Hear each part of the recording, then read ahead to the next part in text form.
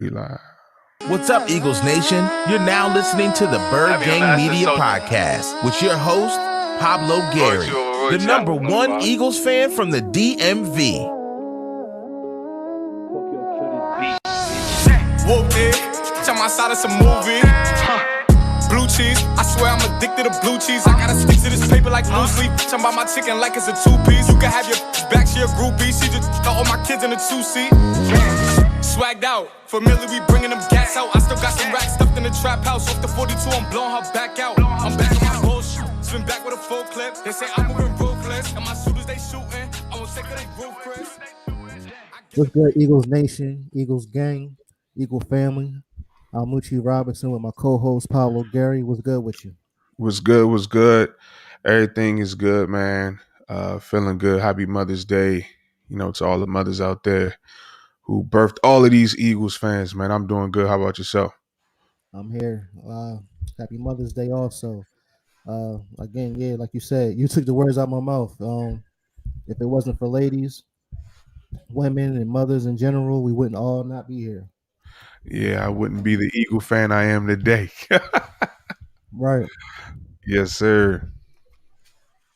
But other than that, yeah, I just went out, we went out to eat, celebrated a little bit. It was very crowded, as as all restaurants and all that, and how that go. You know what I mean? But other than that, we had a good time. Yeah, man. So I kind of have a big family, and went to go see my grandmother. Both of my grandmothers, spent time with them. Then went to my in-laws, and we kind of spent the entire day together. And yeah, it just was a beautiful day, man. Definitely was a beautiful day, man. So, yep. As you should. What's good, Birdman 951? What's good with you? Please like, share, and subscribe. You know what I'm saying? As you already is, but let's get into it. So I guess as everybody all know, we could talk about Kerryon Johnson. We had got him off the waivers, second year. No, excuse me, he was a second round draft pick in 2018. He's only 23 years old, 218 pounds. I believe he's 6'2". What you feel about him? You think he's gonna come in and is he gonna really do his due diligence? Like, is he gonna take somebody's job, or is he just here to, uh, how you say, just test the waters and it is what it is with him.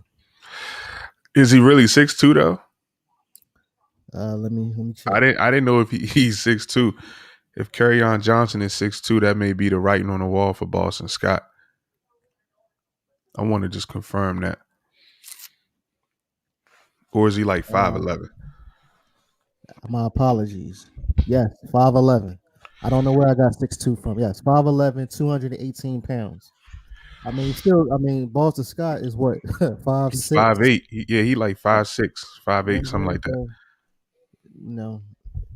Yeah, I'm seeing a trend, with these Nick Sirianni type running backs. You look at Miles Sanders, he's 5'11". You look at Kenny Gainwell, who we drafted in the 5th round from Memphis.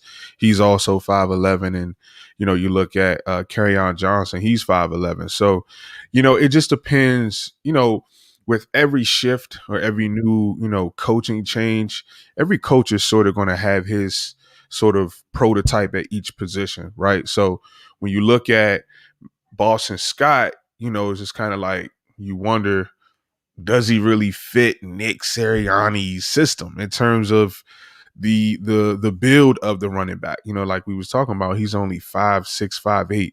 So for me, for the Eagles to bring in Kerryon Johnson, it's a low risk, high reward situation. The Eagles are only paying him over over $1 million roughly.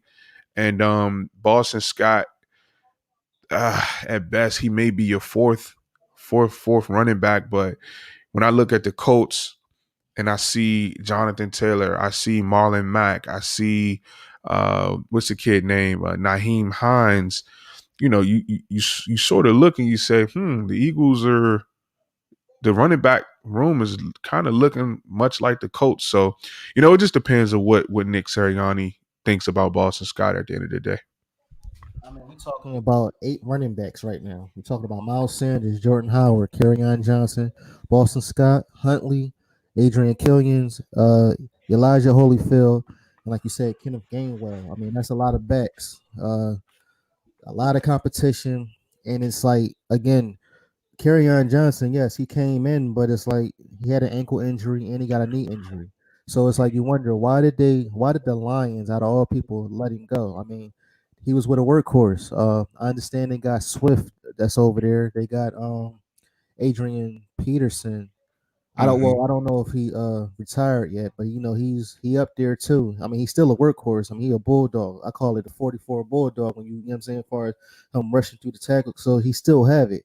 But Right. again, why would you let go of a second round draft pick from 2018 and he's only 23? So and then we got him for cheap far as with the waiver. So is he really going? That's what I'm saying. Is he really going to come over and take somebody's job, or is it just okay? You just here for competition? Because again, we talking about Jordan Howard. That's only 26. Where I thought he was like at least 29 or going to 30, Mm-hmm. and they saying that he lost his step, and then he said he was going to retire. So it's like I have faith in him. I would have never thought that we was going to bring in.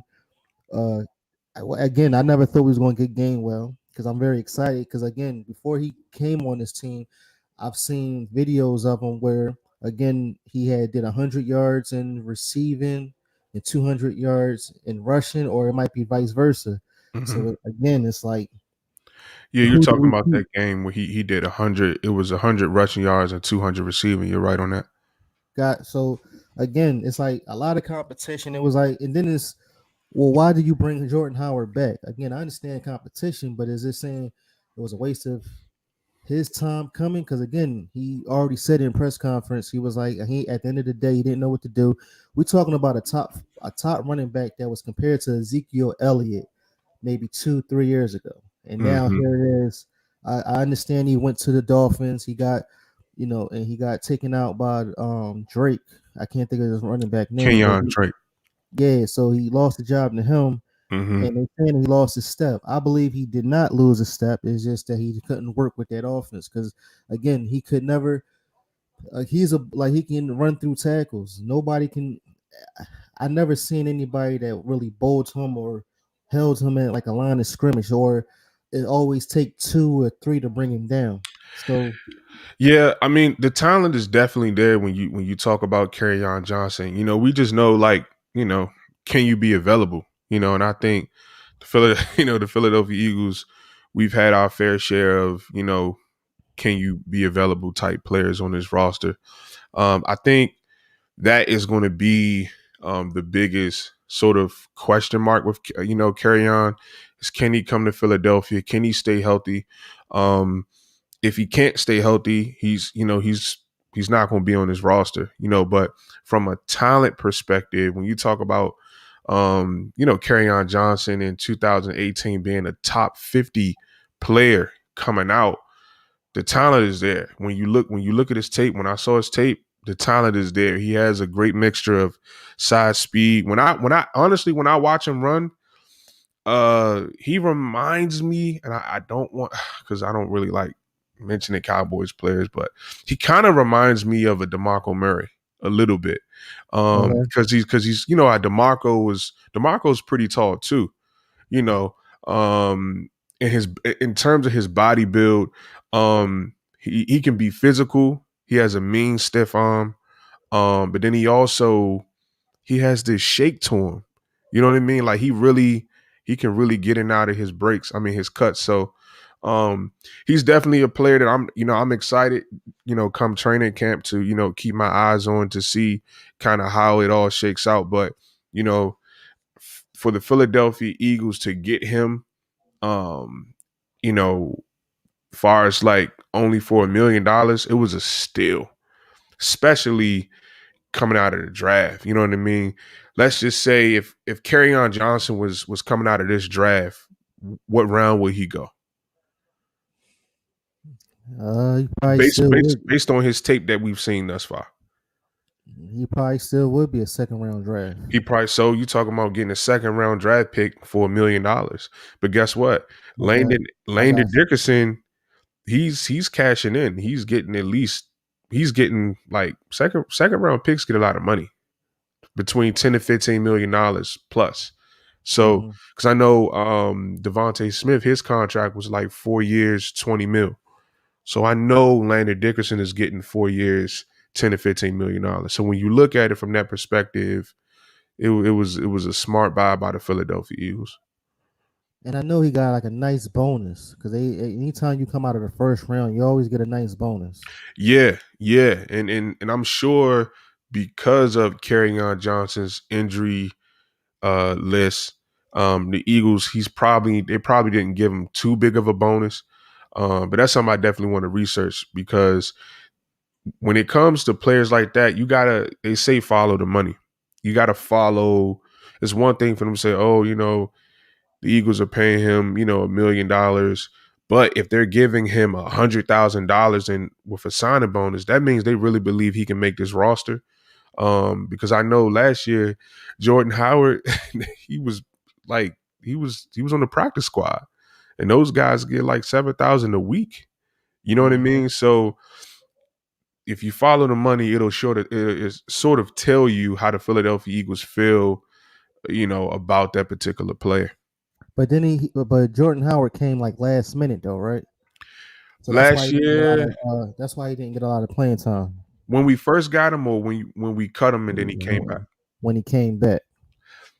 Because he wasn't in there like that. Because it was like all of a sudden, like, oh, he's back, but he's on the practice squad.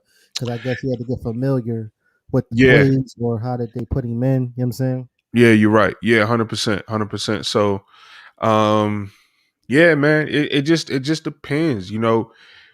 We just got to see. When I look at the Colts running back room, and I think if you want to know what the Philadelphia Eagles offense is going to look like, just go ahead and pull up the Colts tape and just start watching, because a lot of what they do in Indianapolis, the Eagles are going to do.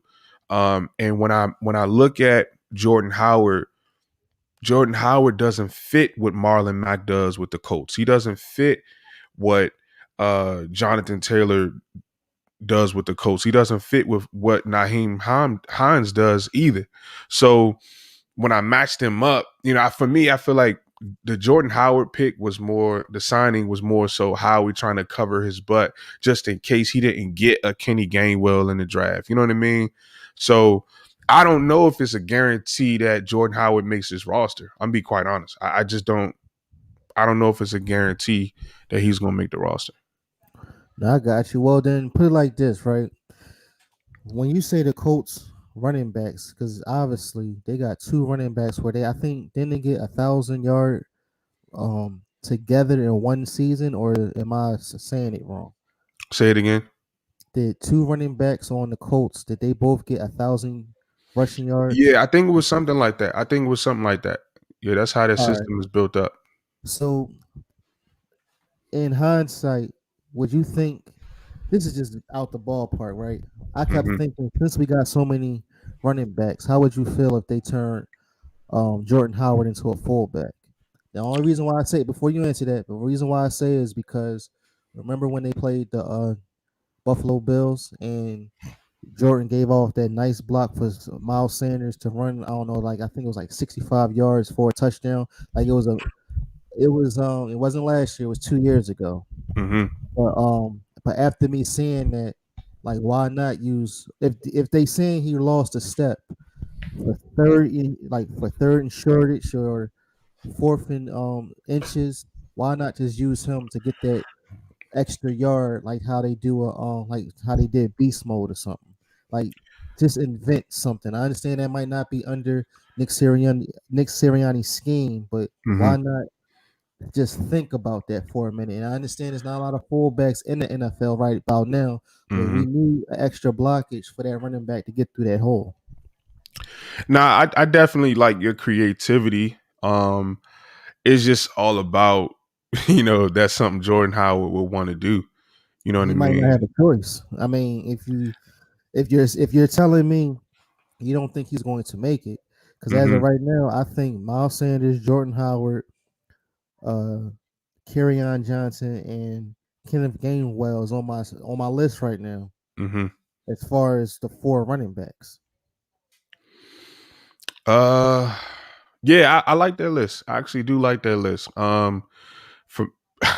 I'm just glad you didn't put Boston Scott on the list because honestly, the writing's on the wall for Boston Scott.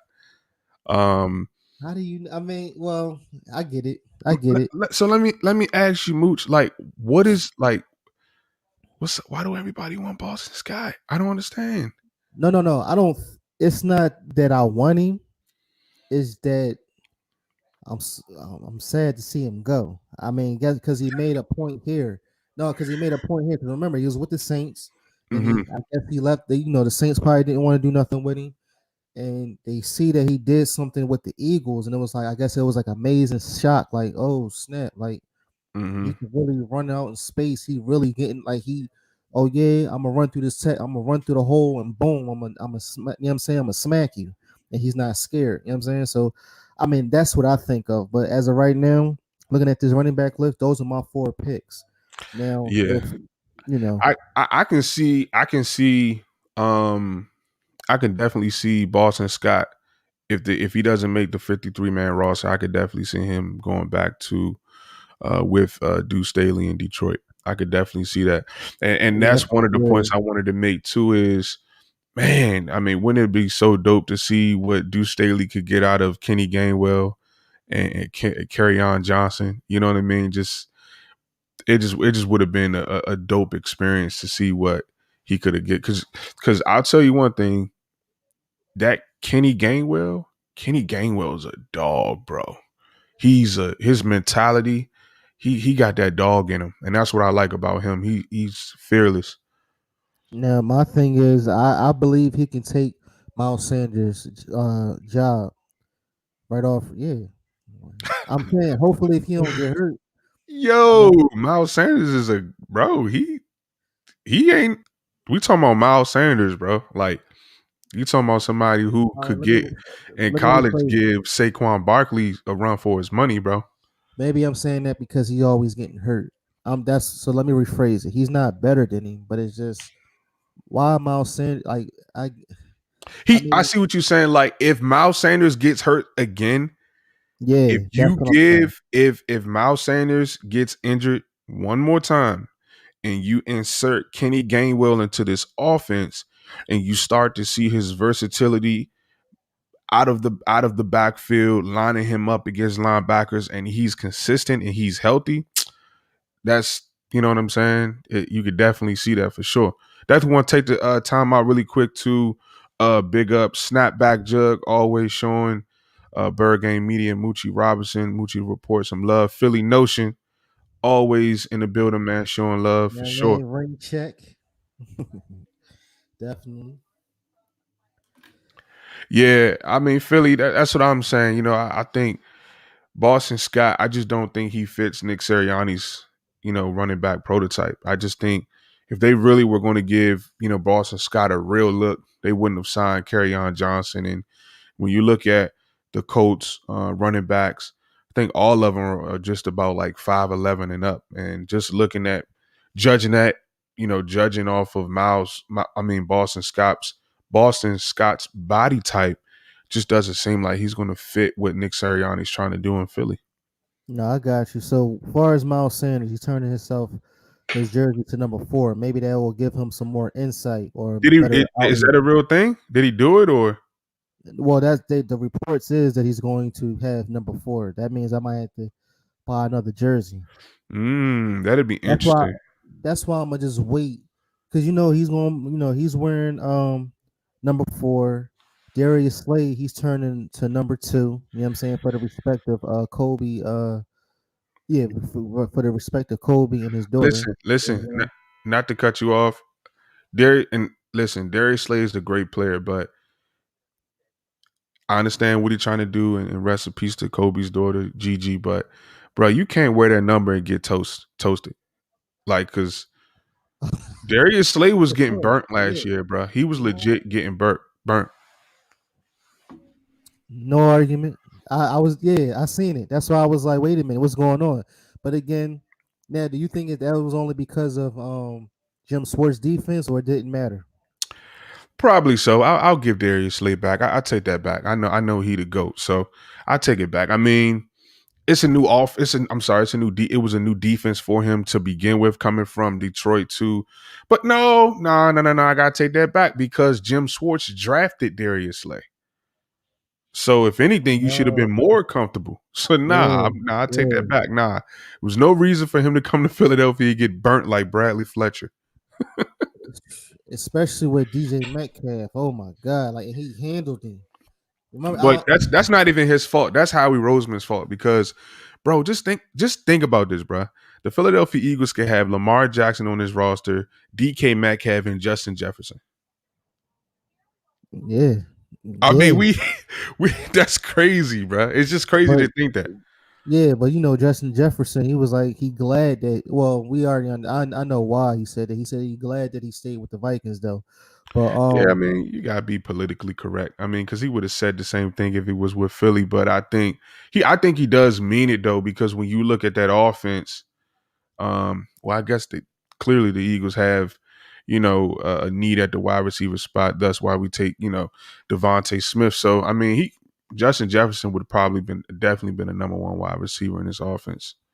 And I just want to know, do you think out of everybody that we picked, well, so let's say if we never knew about Nick Sirianni and Doug Peterson was still here, will we have a chance? With how the draft went and how the roster's constructed now? Exactly how everything went. If Doug Peterson was still the head coach. Do we still have Jim Schwartz? Yes. See, my problem with even before we start talking about the roster, my problem with Doug Peterson and Jim Schwartz is the fact that those guys were like allergic to playing younger players, and I just don't understand. Why do you draft a Davion Taylor? Why do you draft a Sean Bradley and don't give these guys reps? Like, why do you draft Jalen Reagor and only include him on I think it was like 20%, less than 20% of the plays on the offense. So I think, I think so. No, I think we would still be in a bad situation. And I'm glad you asked that question, because now looking back at it now, and when the first, when the notification came out, the Philadelphia Eagles fired Doug Peterson, I was like, man, how do you fire a Super Bowl winning head coach? But when you look at, like Jeff Lurie said, where the Eagles are trying to go, we needed a wholesale change in here, man. I think the philosophy, it just was too old school. It was sort of old schoolish, you know what I'm saying? And that was cool, with the older guys that we had on this roster. But it's time to get the young guys in. It's time to see what the young boys are able to do. So, they probably would have won some games. I will say this. If Doug Peterson was still the head coach with the roster as it is currently constructed, with Jalen Hurts being the quarterback, I definitely think we would have success. And the reason why I say that is because whenever your head coach and your quarterback are, in sync and they're, in alignment, you're always going to have success. And that's definitely, I saw Jalen, have this sort of humbleness to Doug Peterson. The problem is Carson Wentz never respected Doug Peterson because, Doug Peterson really didn't do anything as a player. He just played with guys like Brett Favre and under Andy Reid and those guys. But Jalen Hurts he really took to Doug Peterson, meaning like he listened to him. You could just tell, like, even if he, had a bad throw or inaccurate pass or an interception or a fumble, the first person that he'll go to when he goes to the sideline is Doug Peterson to get coached up. Carson Wentz, he just snaps his helmet off, makes a face, and just goes sits on the bench, man. And so for me, if Doug Peterson was still the coach, I definitely think the Philadelphia Eagles would still have success because of Jalen Hurts' posture and his ability to go ahead and still be the leader, man. It all goes back to the mentality of your quarterback. It's the mentality of your quarterback. I don't care what anybody says. If you got a strong-willed quarterback who, guys respond to, you're going to have success. And that's the biggest problem that we had with Carson Wentz, I feel like, is why is it that when Carson plays, nobody responds? Nick Foles plays, everybody responds. New season, new quarterback, Jalen Hurts, everybody responds. So yeah, I'm man. glad. Listen, I'm glad you said that. I've been preaching that for so long, and everybody was like, "Nah, this, that, and third." And again, we all subjecting to what he did within those 4 games. And before I say anything else, I don't call him by his name. I call him number 2 from the Colts. You know what I'm saying? Just to let you know, because he's not a part of this, and he after what he said, he don't have nothing to do with it. You know what I mean? Him being as far as him being here, number 2 from the Colts. So But that's let's what talk we. about that. Like, but that's my thing. Like, why did you even change your number to number 2? Why? I'm so glad Jalen Hurts did what he did. He said, "Nah, I'm not about to be number 2. If you number 2, I'm about to." I guarantee you, if Carson Wentz would have never changed his jersey to number 2, Jalen Hurts. If Carson Wentz was number 7, Jalen would still be number 2. But because Carson Wentz changed his number 2, Jalen's like, "Nah, you not cut from the same cloth as me." That's facts. That's Yeah, facts. and I love it. I love it because it's like it was sort of corny, man. It was sort of corny. So Well, since we're talking about quarterbacks, how do you feel about what Howie Roseman said about Jalen Hurts on saying I hope he gets the job and run with it.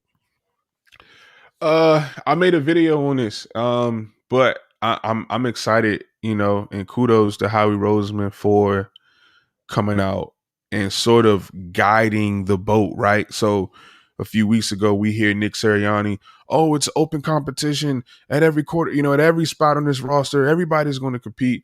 And then Howie Roseman says, the Magic Johnson face. No. He says no. The job is Jalen Hurts to lose. And, it was a lot of chit chat about how, how much, Joe Flacco has left in the tank and, all of that. And so you like to see your general manager come out and sort of say, Jalen Hurts is our guy. We're going to anoint Jalen Hurts. I just like how the Philadelphia Eagles are handling the Jalen Hurts situation. When you talk about how he's saying, listen, we're going to go out and give you a number 1 wide receiver in Devontae Smith. We're going to go out and, get some offensive pieces, specifically on the offensive line and Landon Dickerson. You got to respect it, There have been some talks, oh, well, we got to see the Eagles are going to just give Jalen Hurts 1 year to sort of, judge him and say, okay, we're going to use this 1 year to see. If they do that, I can't necessarily knock Howie Roseman because he put pieces around him. Do I think that's the best route to take when you're analyzing a player and judging a player? No, because like I tell everybody, for me, Jalen Hurts, even this year, and somebody left a comment on my channel. They said the 4 games that Jalen Hurts played last year really was a preseason. It really was his preseason. And I said, you know what? That's actually a great perspective and a great way to look at it.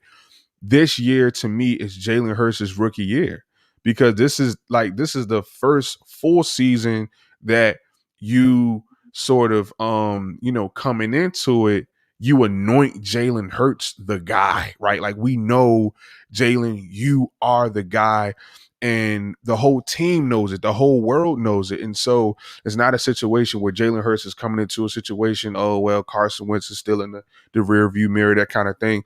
So yeah, bro, I just think Jalen Hurts is, Howie Roseman signing off on Jalen Hurts was the right move. It was the right move because he's already in Texas working out with guys, right? With the young wide receivers. So you need to really let your fan base know. You need to let your organization know he is the guy. And so when your team is responding to Jalen Hurts, why would you insert Joe Flacco? Why would you anoint Joe? Why would you even mess with the idea that there could be a competition when you have guys that are clearly responding to Jalen Hurts? So I think for Howie Roseman, kudos to Howie for coming out and saying that.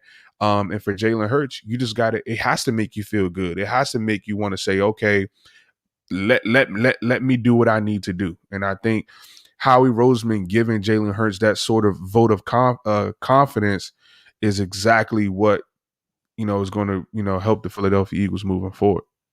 That's good money. Shout out to Joey Shakes.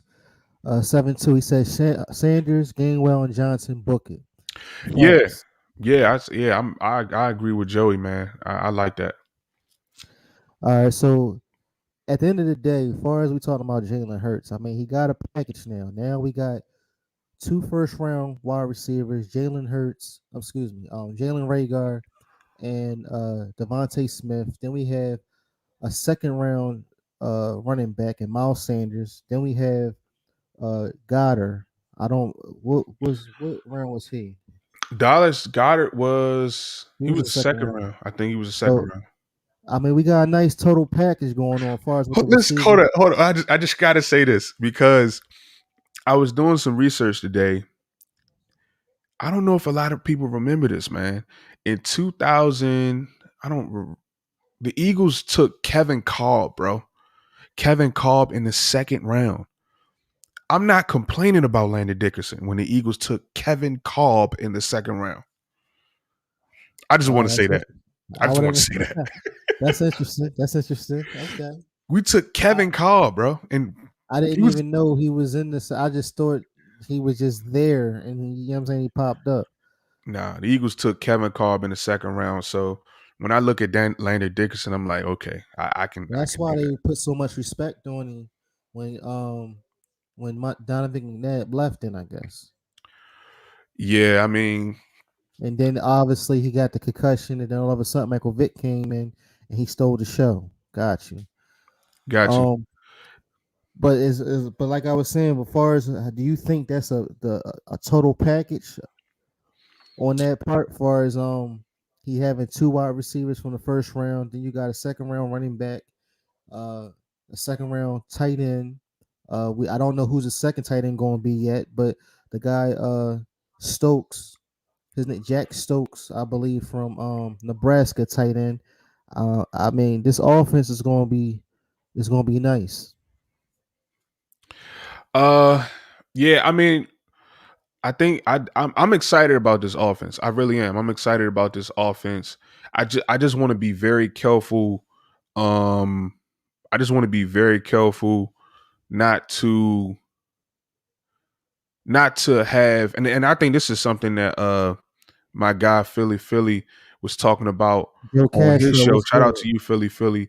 It's just really having realistic expectations for the Philadelphia Eagles, man, because at the end of the day, I don't care that the Eagles have Devontae Smith. I don't care he's a Heisman Trophy winner. I don't care if we got Landon Dickerson and, people are saying he should have gone in the first. I know we see Jalen Hurts and his talent. We have to continue. We have to remember that these guys are still rookies, So, so I think what can happen, the potential can happen as a fan is, he was a Heisman Trophy winner. And then, he comes to the NFL and it's kind of like, we don't give him sort of that space to develop. You know what I mean? Just because of what we've seen him make these plays in college.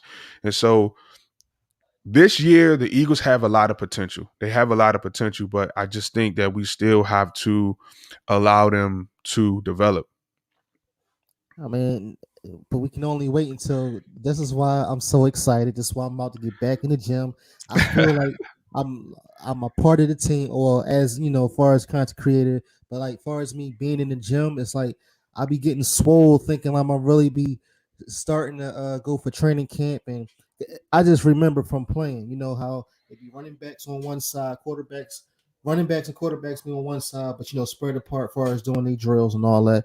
But I just can't wait to see some action already, because like you said, they're in Texas. Jalen Reagor, Devontae Smith, and Nelson Aguilar. Yeah, Nelson Aguilar too is out there too, and Jalen Hurts is throwing the ball to all of them. So Jalen, I love you, Jalen, but you got to stay away from Nelson Aguilar. You got to stay away from Nelson Aguilar. Listen, there's a meme. Yeah, this is my shirt too. Yeah, I love this show. But it was a meme, right? They were both stretching, and somebody said, it said, Devontae, stay away from Nelson Aguilar. And I laughed so hard. And I'm just shocked that you just said that. Nah, yeah. I mean, I like what he's doing, but I don't know. At the time, I kind of thought that was like Nelson Aguilar's way of saying he's trying to come back to Philadelphia. But I want to read this comment from K. Medez. He says, "We have to be patient, fellas. We have to see the flow of the offensive scheme and what our new defense is going to look like." And I love that he said that, because I think he hit it right on the head. We have to be patient. We have to be patient and allow this team to develop, man. We have to give Nick Sirianni an opportunity. I mean, this is why we brought him in, to develop. And it's like, we can't demand to see success before the team gets an opportunity to develop. So, you know, I guess it's just a wonderful feeling that we got players that we feel that's going to do something. Like that's maybe, I guess yeah, yeah, you're right. I'm not gonna put too much into it, but then again, I might, because it's like I just can't wait to see what's gonna happen. Because we talking about Jalen Hurts and Devontae Smith that used to already, it's like muscle memory with them. yeah, So played in college. so as soon as they in the huddle, they red right motion 38 lead on 3 and great. You know what I'm saying? And then it's like, 4-3. you know what I'm saying? But and then when Hurts is right there, why set how he be saying his thing? I think he said wide set, and then as soon as he say height, the consistency, or it's just the knowing of, okay, I got 2 first rounders, but I'm throwing it to Smith, and when Smith catch it, you know what I'm saying? It's like, Mhm. what you going to do? And that's why I'm so excited about what Shane Steichen is going to do. Again, because he always, in one of his videos, he loves it when he had 3 wide receivers on one side and one on the other side, just one on the left or right, vice versa. And the way how they going to maneuver, like, again, one's going to do a fly, one's going to do a hook, one's going to just go out and turn, you know what I'm saying, button hook. Right. And it's just Jalen Hurts, he do whatever he wants as far as his vision. So again, Are you talking about Coach Sirianni? You said another S name. Are you talking about Coach Sirianni?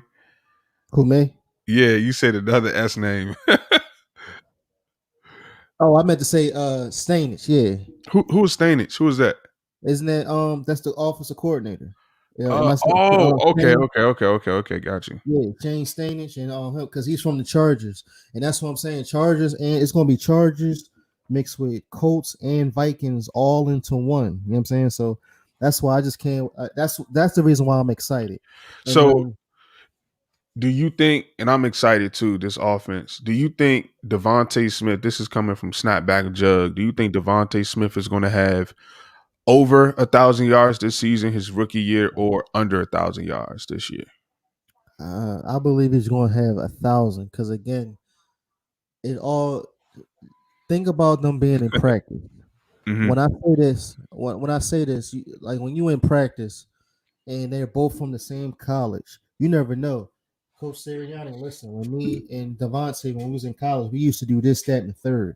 So do you mind if we on this play, if he does this, because I can read him more when he goes out, or when I do a roundabout, or you know what I'm saying? And if I see him, once I read cover 2, cover 3, and if he's out there, can I do this, or can I do A, B, or C? And with Sirianni, of course, he can say, okay, let's rock, paper, scissors, and y'all can do your thing. You know what I'm saying? So again, as much as I kept saying Waddle, Smith at the same time, it's like, yo, like, come on, man. I just can't wait. That's all. Yeah, I mean, and like K-Medez said, man, it really depends on if we have a running game. Right now, as it stands, I feel like the Eagles are very, very balanced. I feel like we're balanced. And Joey Shake 72 said it earlier. Shout out to Joey. He said that he predicts the running back room would be Miles Sanders, Kenny Gainwell, and Kerryon Johnson. If we have that combination, with this offense, I'm excited about Quez Watkins getting more reps. I'm excited about John Hightower getting to see some more time. I'm excited about, this receiver room. I'm going to be quite honest. the position on this team on offense specifically that's scaring me the most, if Zach Ertz leaves, which we all know he probably will, chances are he will, is the second tight end position. I'm nervous about that. No, don't be nervous. Don't be nervous at all. Who we got? Who's going to fill the second tight end spot? His name is Jack Stoll from Nebraska.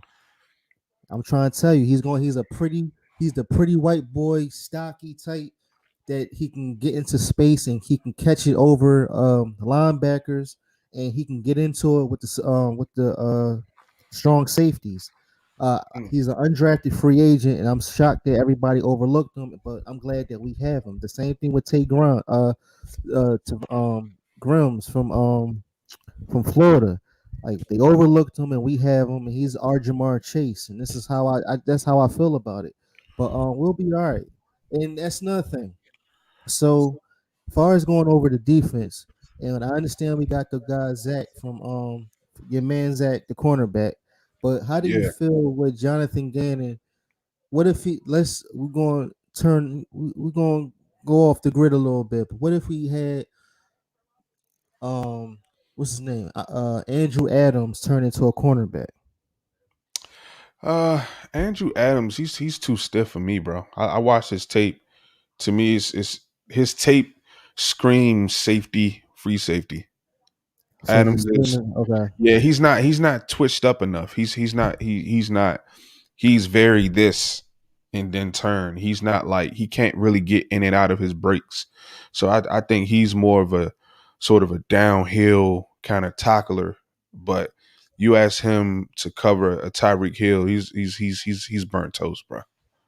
Oh yeah. He's burnt toast. Snapback jugs, I agree with you.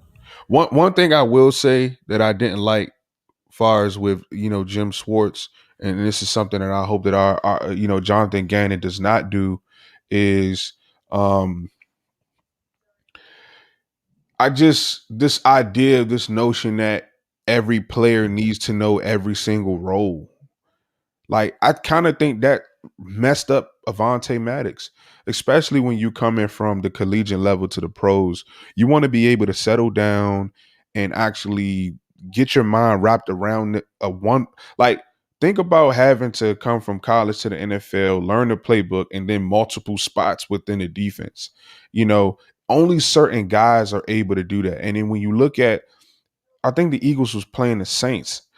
Malcolm Jenkins literally had to go to Jim Schwartz. Was like, "Yo, keep it simple. These young guys, they can't keep up. They can't read coverages. They're not really understanding." And so that's just something that I'm looking for our new defensive coordinator, just to go ahead and just keep it simple. And that's one reason why I respect Nick Sirianni and why I like him, is because he seems like he's a head coach that wants to simplify, that wants you just to get it.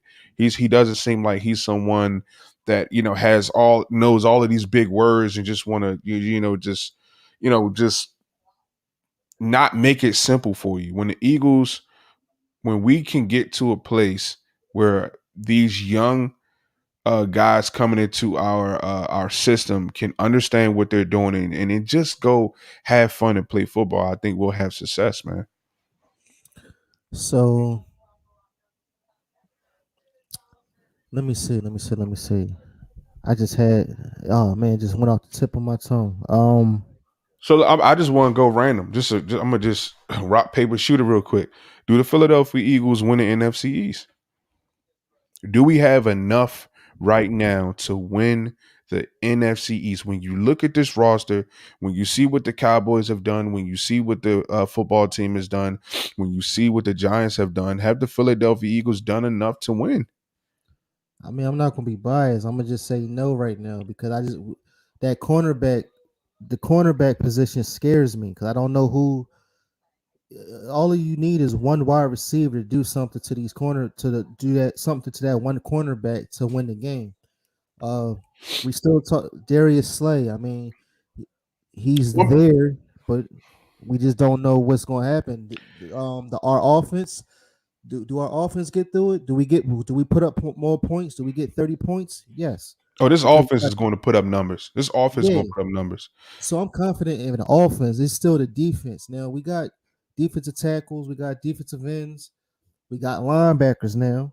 And I'm only saying that because of Eric Wilson, because I'm pretty sure he's going to be in there. He's going to be dominant. And then on top of that, we got the guy from LSU. What's his name? They turned him into a linebacker, but he was a free safety. He was a safety. Number 7 that we was talking about, but he's a rookie, so I just don't know how he's going to. Oh, you're talking about my guy. What's his name? I know exactly what you're talking about. He was the 6th or 7th round pick. But the whole point is, after all, and then we still don't know what Aaron Rodgers is going to do. What if Aaron Rodgers came to the Washington team? Oh, it's over. It's over. I just can't say yes. I just can't say yes to that. Just as of right now. And then on top of that, I still have to see the preseason games. I got to see how people clicking on everything. So as of right now, I believe the offense is set. It's just the defense we got to work with. Jacob Stevenson, thank you, system. Yeah, Jacob Stevenson. Appreciate you. Exactly who it is.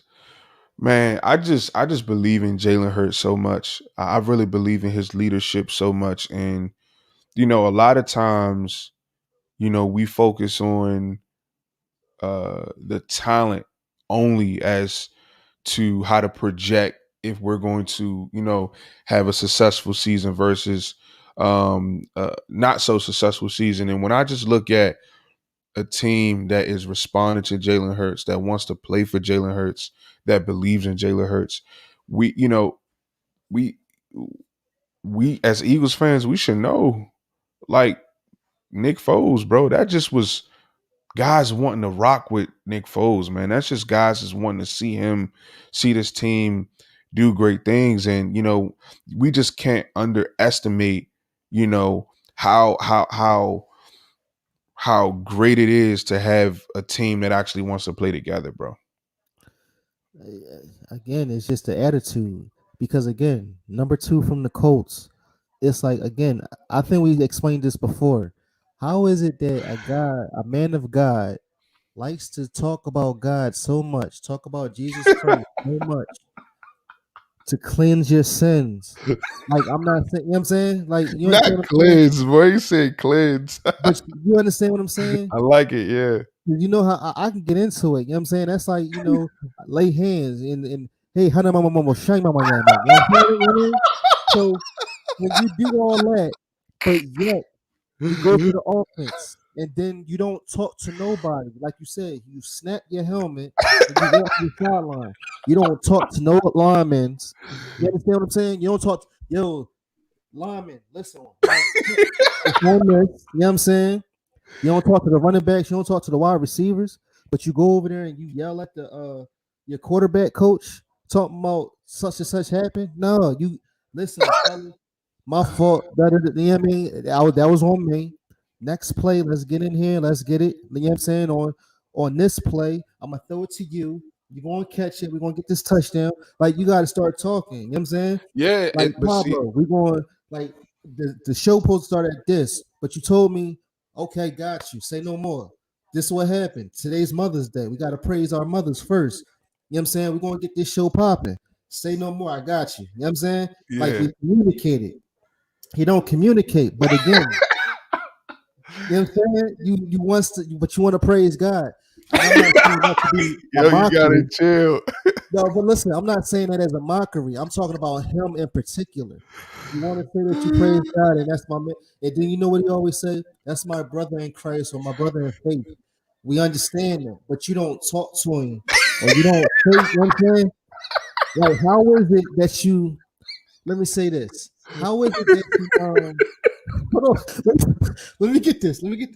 How is it that y'all read scriptures together? You understand? Y'all read scriptures. Y'all, that's my brother in Christ. And even what's his name? Doug Peterson, out of all people. They're all a men of faith, but yet they all went different directions. You understand what I'm saying? Wow. That's a great point. You preaching now, Doc. You preaching now, Doc. You know what I'm saying? But how is it that, though? And that's another, because every time they get on that podium, that's my brother in Christ, that's this, that, and the third, but yet you can't say, and then you're not, they can't hold it. You understand? This is what number 2 from the Colts said. That, excuse me, that's the commandments. Thou shalt not lie. So that was up there on the podium lying. But that's what I'm saying. But you come on. You know how many times it's been where it was his fault, and then all he says is, I gotta look at more tape. We gotta get better. Yeah, you know what I'm saying? You get it. So again, how do you say you're a man of faith, but yet you don't lead? You know why this is cracking me up, bro? Because like you are me, bro. Just it's funny to see somebody else embody my emotion, bro, about the number 2 cat, and it's just a tear about to come down my eye.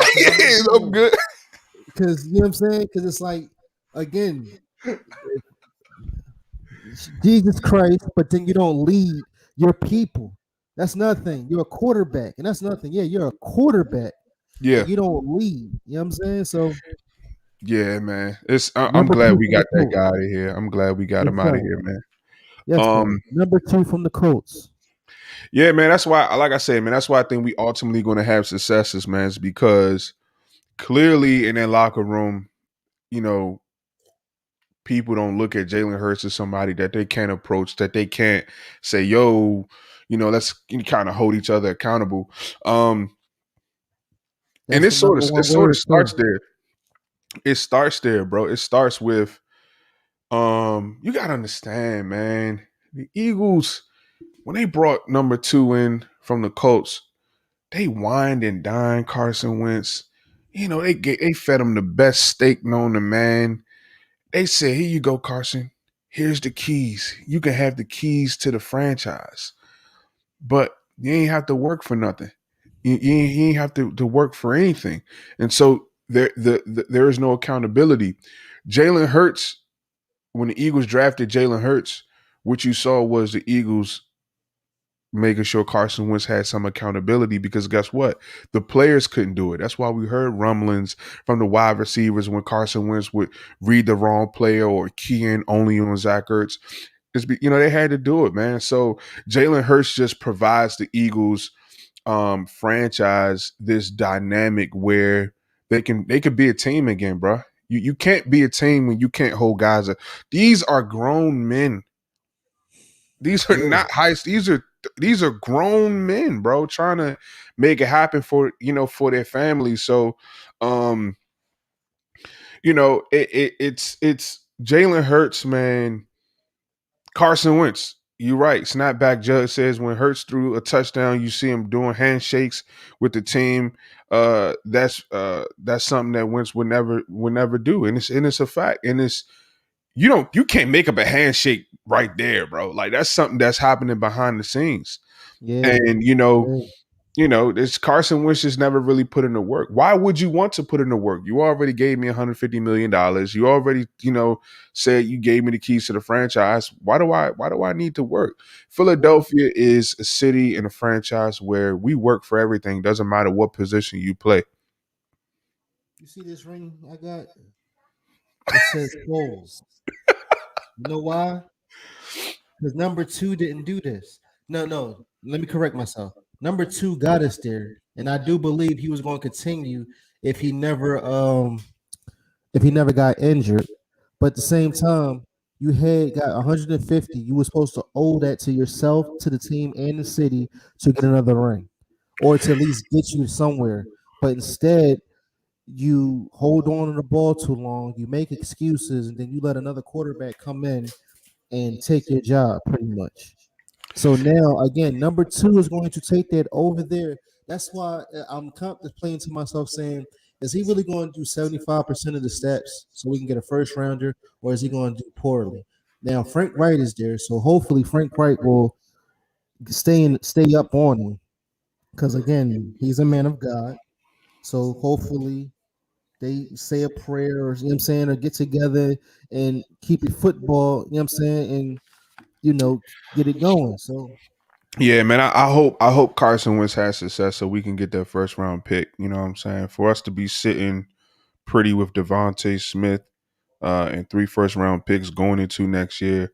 There is some next year's draft is going to be crazy. It's a hell of a lot of talent in that draft because guys, they wanted to go back because of COVID. They feel like, some guys just felt like they didn't have enough tape out there to present to, NFL scouts. And so the Eagles are going to be in great shape, man, in great shape. So, but let me ask you this, because a lot of people have been talking about the cornerback, CB2 for the Philadelphia Eagles, opposite of Darius Slay. And I know offline we was talking a little bit about this. Would you give up a 3rd round or 4th round pick for what's the kid name? Stephon Gilmore. There's been some rumors that the Eagles could potentially try to do that. I know Joey Shakes. He sort of broke that first. So is that something that you would consider? Why or why not? yeah, you're right. Joey Shakes did. He took the words right out my mouth. Before he would have even said anything, I would have still said no, because I don't understand how everybody's saying that he's a thorough cornerback. Was he? He was burnt toast. He was garbage from the time when he was in the Super Bowl. Did you see what uh Alshon Jeffries did to him? And they were To roommates. Stephon Gilmore? Yes, sir. Yes, He sir. won it, bro. He was a defensive player of the year Within that year, a few years ago. That was like 2 years removed from a defensive player of the year. man, when you get toasted like that, that's all I can remember, because how many touchdowns? Like again, they were both roommates, and Jeffries just went off on him. And I get it. I guess maybe 2 years later he got better, but he's 30 years old. Can I say And you know, this just well, really quick? he Can I say this just yeah, really quick? Because you said about Alshon Jeffrey. I'm going to always respect Alshon Jeffrey because without Alshon Jeffrey, Philadelphia Eagles don't have a Super Bowl. I know it was a time where people was like, "Oh, get Alshon Jeffrey off this team," and I know he's no longer on his roster. But I just wanted to say I'm going to always respect Alshon Jeffrey because he showed up clutch in an NFC Championship game. He showed up clutch in the Super Bowl, and without Alshon, you don't have that ring on your finger. and that was his first year or two on the I believe, right? That was his first year Mm-hmm. on the team. Yeah. Yeah, first So year. yeah, But getting respect. back to Gilmore. Buns. Yo. Buns, bruh. Gilmore is bunny buns or buns? Hold on. You know it's 2 different type of buns. You talking about let's go with the hot dog buns. You talking about the hot dog bun, like when you get it out, like the hot dog's already seeping through the joint, or he still got a little leverage left. He buns. I mean, he could be all the buns that's created, but he just Yo, wow, Mooch, you said Stephon Gilmore is buns? listen. How many years? He's 30 years old. How many years do we keep him? Darius Slay 30.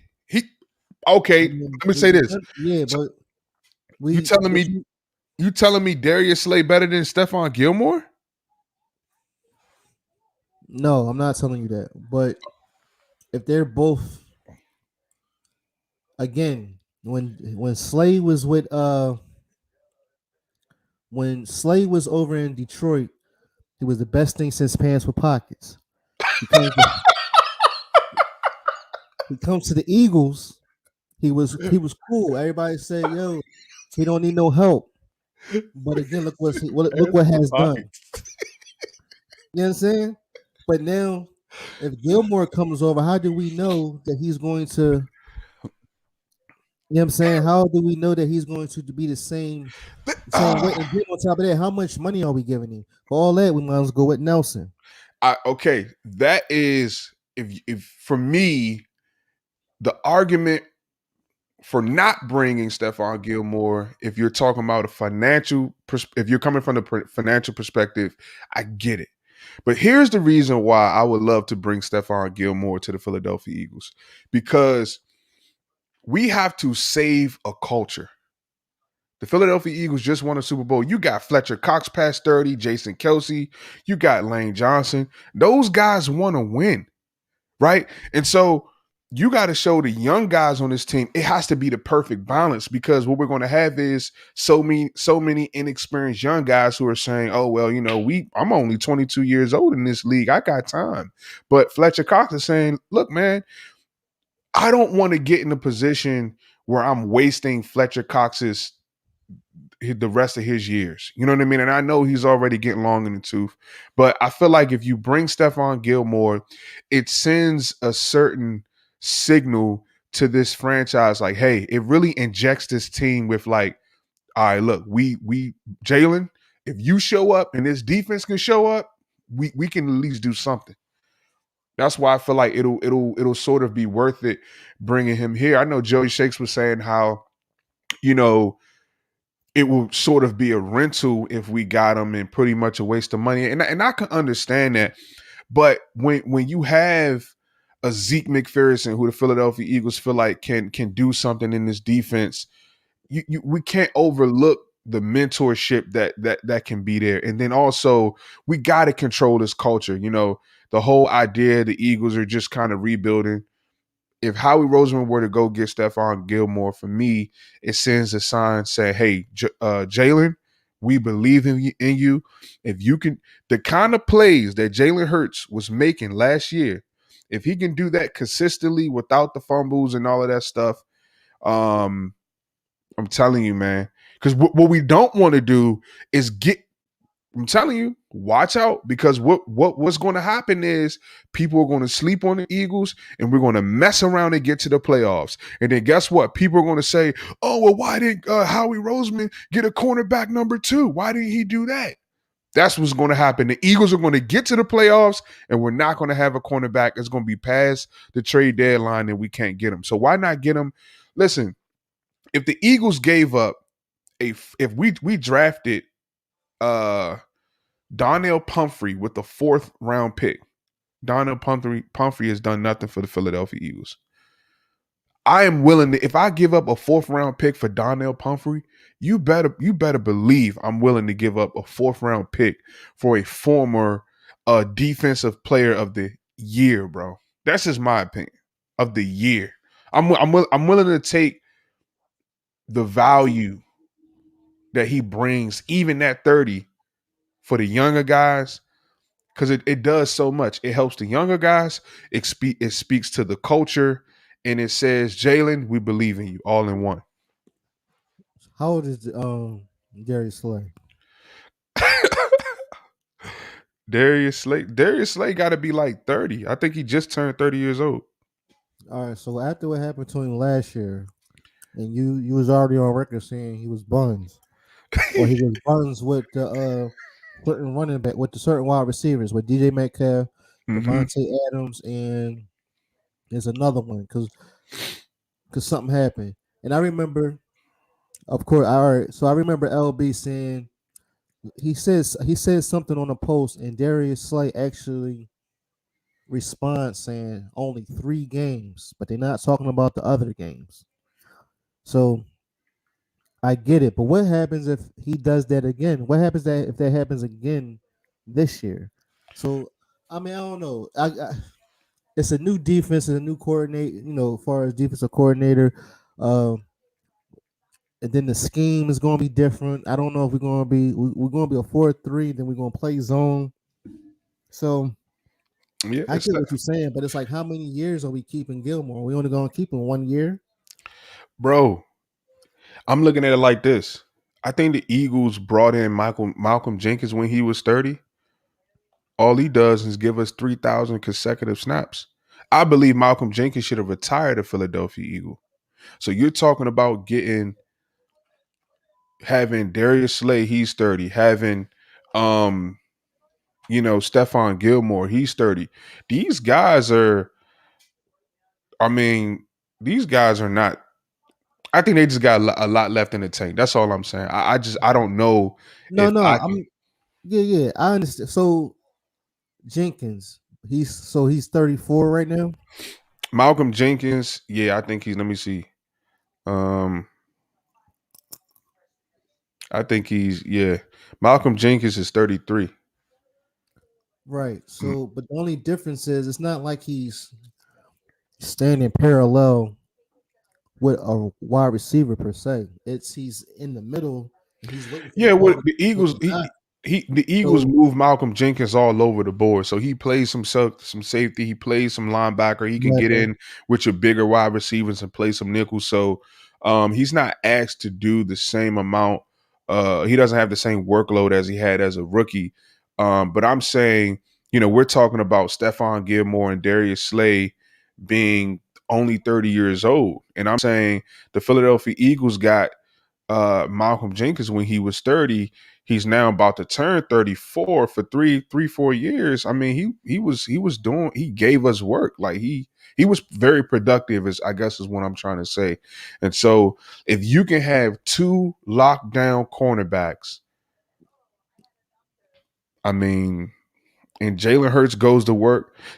The reason why I'm okay with the cornerback two as it stands right now, even with Avonte Maddox and the rookie Zeke McPherson, is because I like Anthony Harris. See, that's how you kind of make up for if a guy slacks. I think maybe that's the reason why the Eagles don't really invest in linebackers as much as they should.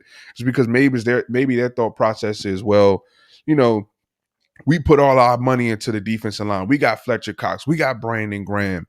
We got Timmy Jernigan. I mean, not Timmy Jernigan. Good Lord.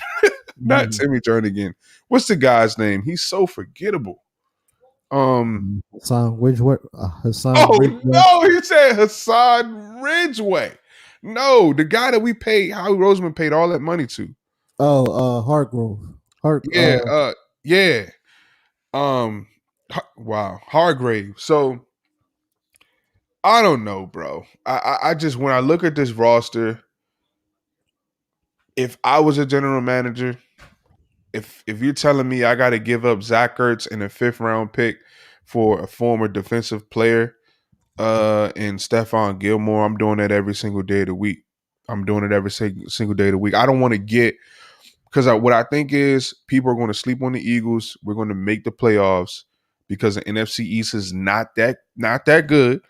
We're going to make the playoffs, and we're going to get to the playoffs, see some wide receivers, and be like, oh, all we have is one top tier cornerback and Darius Slay. We're not prepared. So, I would even forget Stephon Gilmore. I would go talk to Richard Sherman. I'm placing the call to Richard Sherman. He not coming here. I think he was looking at the Vikings. I mean, I don't think it'll hurt.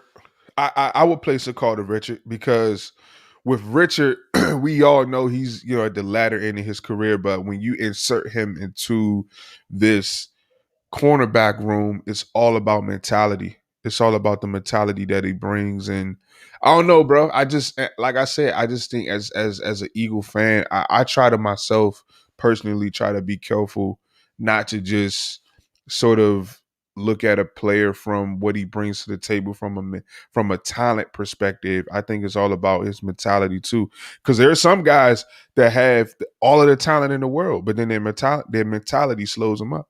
Like Antonio Brown, guys like him, it's their mentality. No, I got you. Mm-hmm. Richard Sherman, I got an attitude problem. Like Richard, his voice don't match with his body language. Like he got that. Like I'll smack you. Like man, he from Stanford, bro. He got that Stanford education, man. They talk different. Yeah, but you don't try to talk gangster or brolic to me when your voice sound like that. I mean, I ain't gonna hold you. When Trent Williams slapped the taste out of his mouth and did nothing. Why Trent Williams do the ball like that? And did nothing. But he always wanted to talk to the other boy. He ain't do nothing. He did not do nothing. Like I would have body slammed ball if you ever touch me like that again. I don't care who you talking. It's like what? And you put your hands on me, but you wanna. Trent Williams hit this joint. He started, it's gonna be a slap when somebody start from the front, bro. He ain't start from back here. Trent Williams started from the front. Kate brought that joint back and like just slapped Richard Sherman, bro. All you had to do was kick him in his stomach and ball would have went down. But I mean, listen, I think Richard Sherman could do something in this. So I just think the value that he adds is he's not somebody you're just gonna like just throw the ball on. You know what I'm saying? Like you have to like literally game plan. Okay, the Eagles have Darius Slay and Richard Sherman. The Eagles have Darius Slay and Stephon Gilmore. It just makes this defense a little bit more respectable. And I think if all I'm giving up is a 4th round pick for Stephon Gilmore, if all I'm paying is, and we know far as Richard Sherman, it's a money concern. If all I'm giving up is, whatever he may want. Don't he want like 30,000? Excuse me, 30 million? I think he wants something crazy. He got a crazy number though. That's why I'm saying. And then you mean Richard Sherman wants $30 million?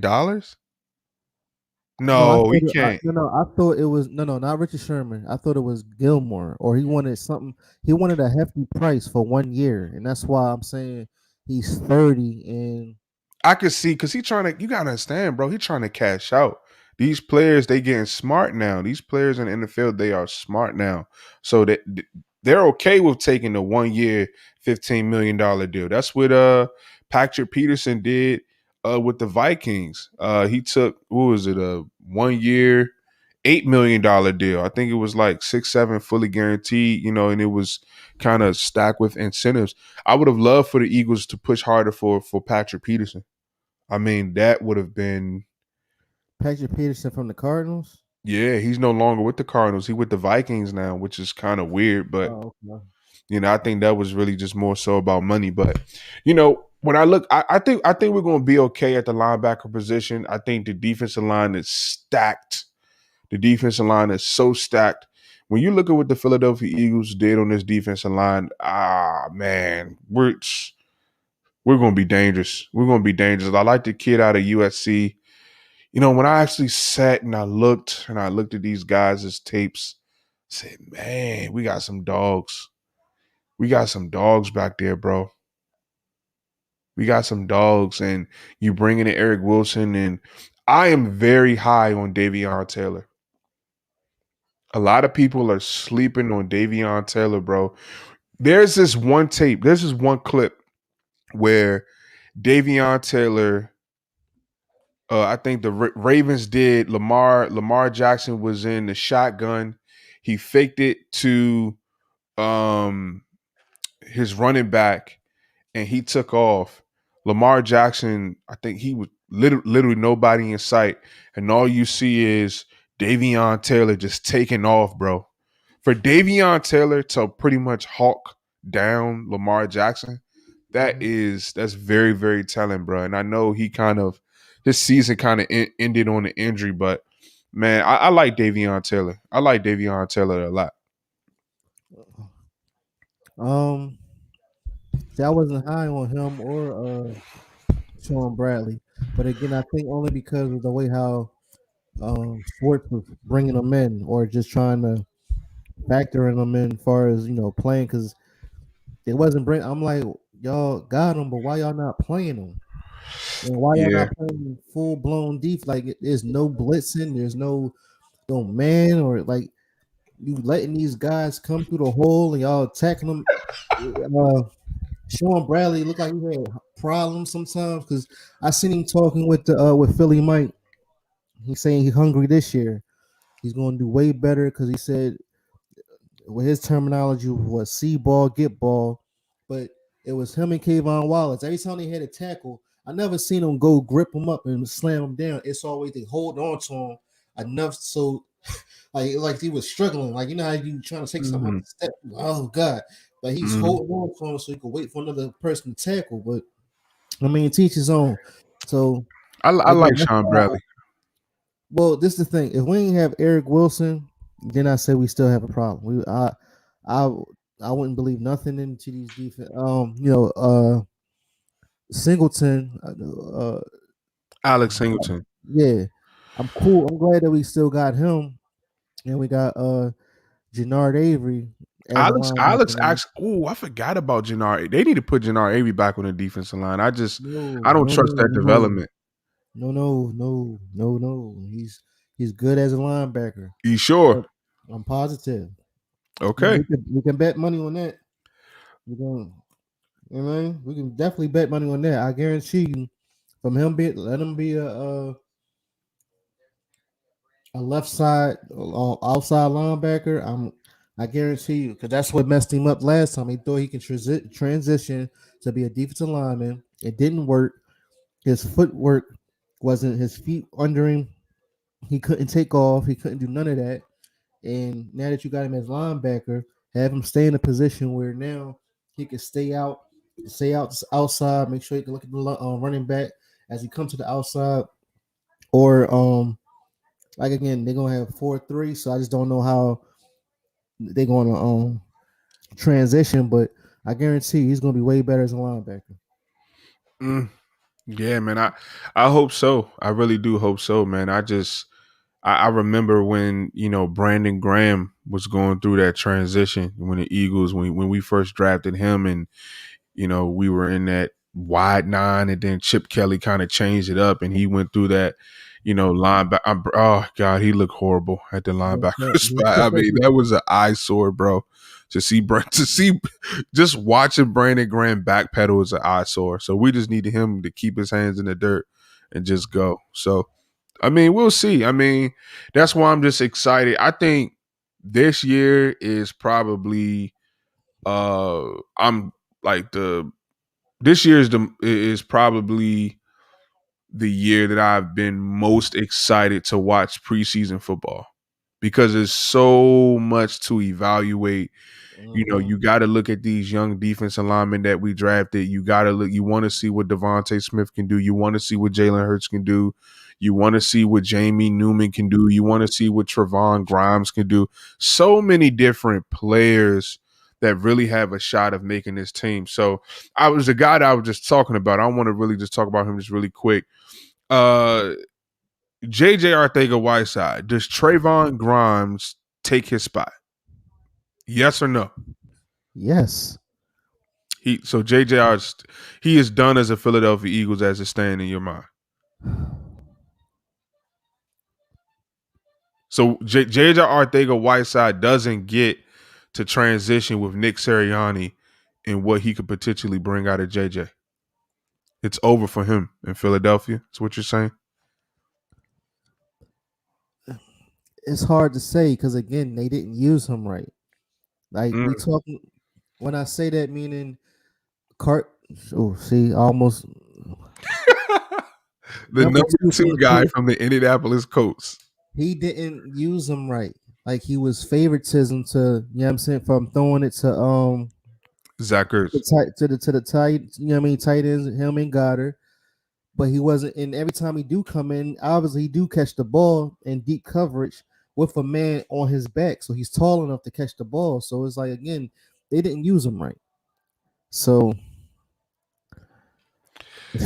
yeah, I believe they might keep him because they know he still got potential. Like that's why before all these wide receivers came in and all that, I said, watch when JJ Arcega-Whiteside, he's gonna pull it off.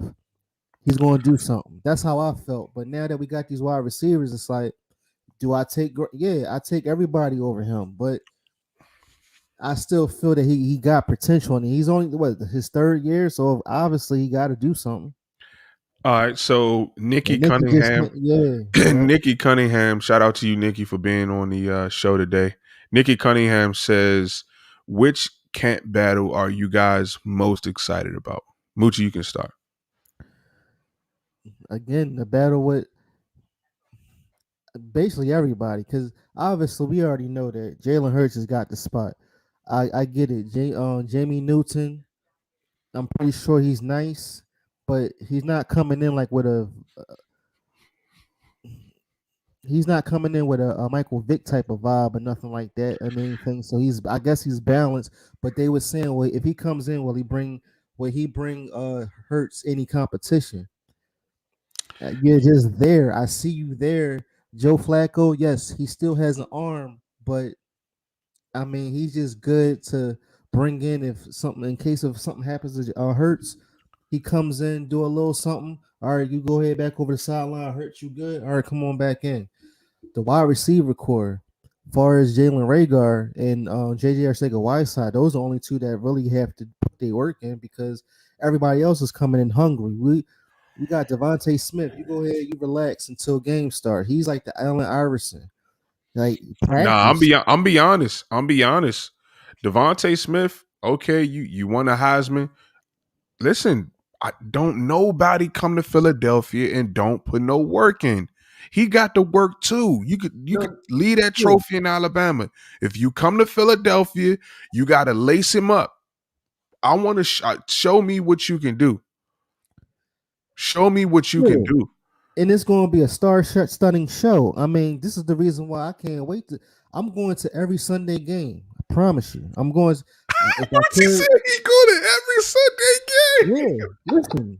That's why I love, bro. That's why I love it. I wish I lived in Philly, bro. I mean, I'm only 3 hours away. I could catch the mega bus and do it, man. But you going to every single Sunday game, bro? I'm like maybe 15 minutes away from the stadium. You know what's so crazy? I can open my blinds and see the Redskins stadium. I'm like, man, what if I lived in Philly and I lived 2 seconds away, bro? That's crazy because my uncle, they just moved too. He was right down the street from like walking distance to the point where he don't even like to watch the game. Well, he liked to stay home and watch the games. But I was like, you right down the street. I'm talking about when you walk down parking lots, right? You mean from the Redskins stadium, the football team stadium? Yeah. I'm literally like 3 minutes from that. I know exactly what it said. That's over by the Planet Fitness and all of that. So, real quick, so you mean to tell me you live right around the corner from where? What's the boxer name? Sugar Ray Lewis? No, excuse me. Sugar Ray Leonard. Yeah, I'm like 5 minutes from there. 5 minutes from there. I can literally see the football team's football stadium right here, like literally. So I'm always dreaming like, man, what if I lived in Philadelphia and the stadium was that close? But yeah, I mean for me, the most exciting camp battle, the most exciting. Nick Cunningham said, "What is the most exciting camp battle that I'm looking at?" Man, that's tough. Camp battle. I'm gonna be honest with you guys. It's not that many battles. The Eagles are very, very thin in a lot of spots. I mean, the Eagles had a lot of open open spots on this roster. But honestly, if I had to pick something, I would just say Boston Scott and Kerryon Johnson. I would have to go in that running back room just because I'm very, very interested and intrigued by the style of running back that Nick Sirianni is going to go with. Me personally, I just don't believe that Boston Scott is going to make this roster. I believe Boston Scott was more of a Deuce Staley guy. He was more of a Doug Peterson guy. And when you look at the Philadelphia Eagles, that's a great one. System of not. I got another one after I say this. When you look at Doug Peterson is no longer here. We all know. Deuce Staley is no longer here. We all know. So when you look at the running back room, Boston Scott doesn't have that much help. He doesn't have that much help. The two coaches that wanted you here are no longer here. But I'm excited to see if Kerryon Johnson can actually stay healthy. Again, 2018 second round pick, top 50 player, 43rd overall. If he can stay healthy, the writing is already on the wall for Boston Scott. But I am interested to see if Landon Dickerson can earn a starting job. If the Eagles are going to hold on to Brandon Brooks, I look at this. I definitely think that Landon Dickerson can beat out Isaac Seumalo for sure. I'm looking at this offense, a line of being left tackle. You have Jordan Mailata, and what a heck of a job he's been doing, man. I mean, just when you think about Jeff Stoutland and what he's able to get out of Jordan Mailata. I'm seeing Jordan Mailata, I'm seeing Landon Dickerson, I'm seeing Jason Kelce, I'm seeing Brandon Brooks, and I'm seeing Lane Johnson.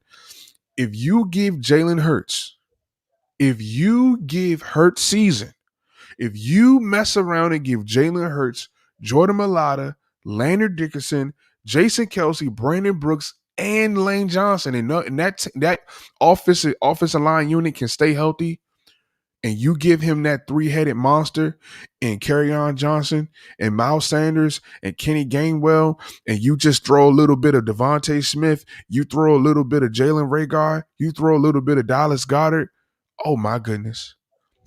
Because what I love about Jalen Hurts, he is going to make the right play. He doesn't do too much. Even though he has the ability to scramble and do all of that, Jalen Hurts, if he has to scramble, he's going to scramble, he's going to get down. He's not going to put this team in harm's way. What I want him to, make sure he clean up that fumble, because I don't want him to, be put in that Tinky Barber category. He has to clean up those fumbles. But this offense, bro, is going to be crazy. So that's for me. I'm just very interested to see if Nick Sirianni and the new offense that he's installing in Philadelphia, if Boston Scott is going to make this roster. I don't see it. I mean, until then, but I'm just scared about Lane Johnson. I'm just not sure about that ankle. Because remember, he kept every time he was playing on that ankle, he tried to play through it, try to be, you know what I mean? How bad did he hurt himself, and how did he fix it from then until now? I mean, relaxing, and I get it. He got his COVID shot test, but how good is he that to the point where he can make it through the whole season? Did he really can structure? Because I guess he had a chip bone or something. So it's like, hopefully he can make it through. If he, again, that line that you just named, and I'm surprised you ain't say Dillard. I don't believe. So Andre, can we just tell the truth? Can we just finally tell the truth? Andre Dillard is a bust. He's a buns. Like buns. Andre Dillard is buns. Buns, I tell you, buns. It's buns. I mean, when you get to a training camp and there's rumors coming out of training camp that you're crying, another wasted pick. But we're talking about a first rounder too, right? That's what I'm saying. I mean, the Eagles, what we drafted? Who was the kid? Marcus Smith, wasted. But he did well in Seattle, though, right? No, he got cut, and then he played for the football team and got cut again. Okay, so I'm thinking about somebody else then. Yeah, okay. Man, Andre Dillard is bummed. He's buns, bunny buns, bunny rabbits. I got you. He's just Andre. Honestly, I think the best bet for Andre Dillard is left guard or right guard. I mean, he's just not. It's something about him playing left tackle. Something's not clicking, because for Jordan Mailata not to even know what the color of a football is just 2 years ago, look better than you in 2 years, and you've been playing in NFL for how many years? Sad, bro. It's sad, and I don't know if it's development. I would give, like you said, because he is a first round pick. He was a first round pick. I would give Andre Dillard the benefit of the doubt in Nick Sirianni's offense. I want to see what the Nick Sirianni hype is all about. Can Nick Sirianni actually develop some players?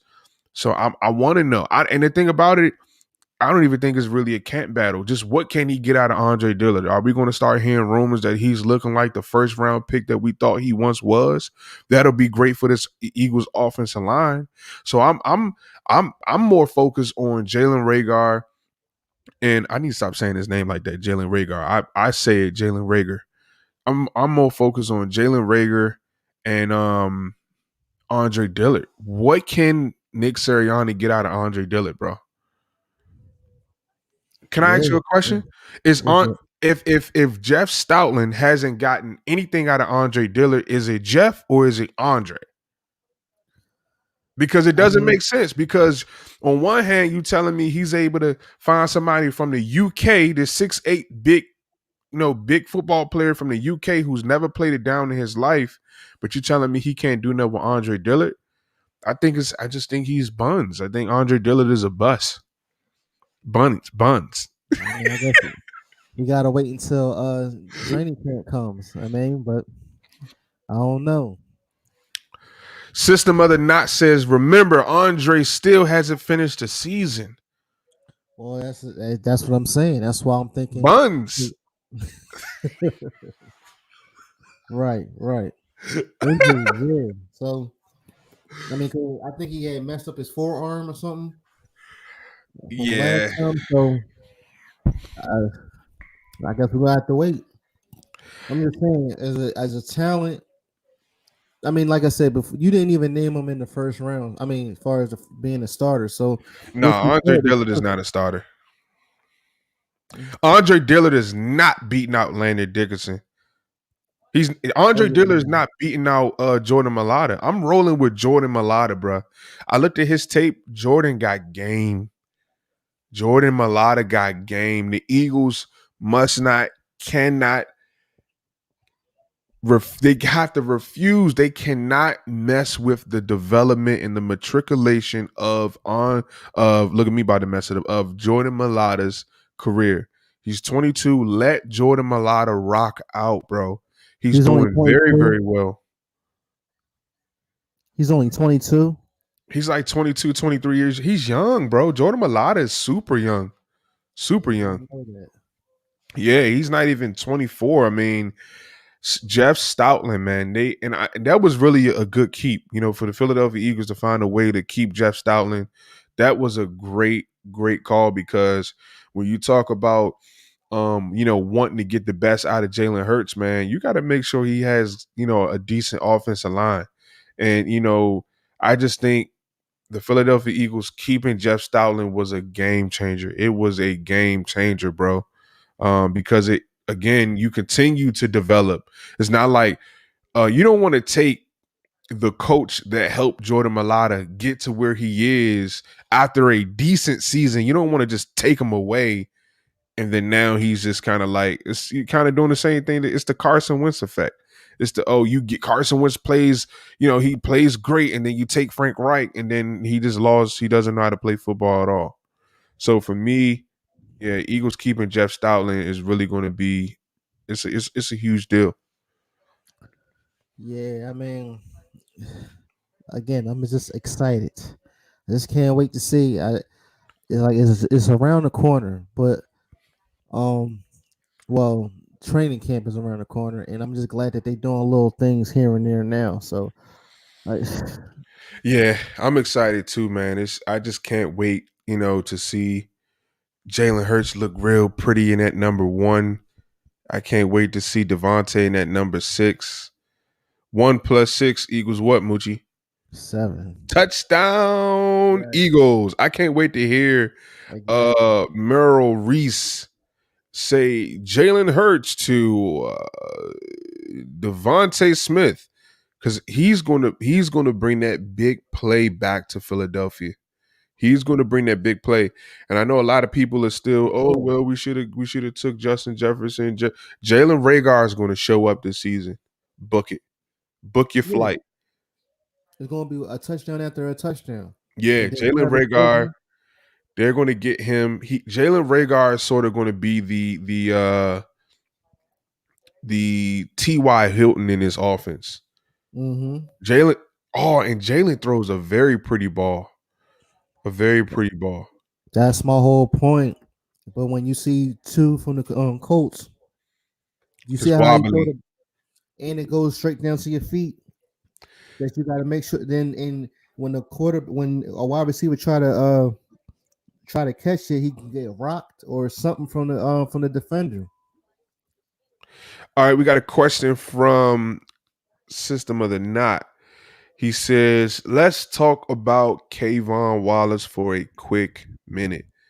Man still sleeping in the room he got drafted in, and Brian Dawkins takes him up big.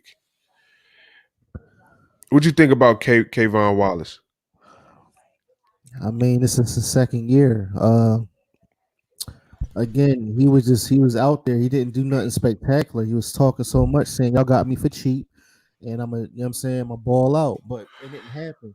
But the only reason why, again, I'm not gonna put it all on him because again, we had Jim Swartz. So now that we have Gannon, I'm pretty sure he's gonna put a lot into him. And we just got to wait and see. I mean, I see him putting in the work. I do see him on Instagram. I see him putting in work. He's still a young boy, so of course he's going to be on the gram. Flashing his jewelry or just doing what he do. I understand all that, but when he get down to business, I do see him putting in work. So, yeah, I mean, let me pull the question back up. Kayvon Wallace. It's nothing. It's real quick. My fault. It's real. It's so much Brian Dawkins can do or say because that's a fact. I mean, we in a different generation to the point where he can't. Kayvon Wallace, I get it. If you're gonna be Wolverine, be Wolverine. Like I get, and I remember seeing him in a picture where he was like, "I like church. I like to be in church." So, but you ain't giving us that vibe. I mean, of course, you're not gonna post to act like. No. What I'm saying is. No, I'm sorry. I'm not to cut you off. System of the Knot said after he got drafted, he got a full back tattoo. He said, "Dude, better pan out for his own sake." Yeah. Boy. But again, he don't give out that vibe for me to be like he don't give out hard hits or nothing like that. So I mean, yeah, man, like you already know how. You know how, again, Brian Dawkins. Now, again, this is a definition of a true guy, being a man of faith and all that. So you see how he was out in the when he works out, he have his earphones on. You don't know what he's listening to, but he said he'd be listening to gospel music, right? And then remember what Spike, the linebacker Spike, said? He was like, "Hey, what is B Dawkins on?" And he said when he's like, "I need some of that what you got." And when he hit him, he said, "Hallelujah." You know what I'm saying? He said, "Hallelujah." Yeah, that's what I'm saying. So, Kayvon Wallace, as of right now, I mean, I get it.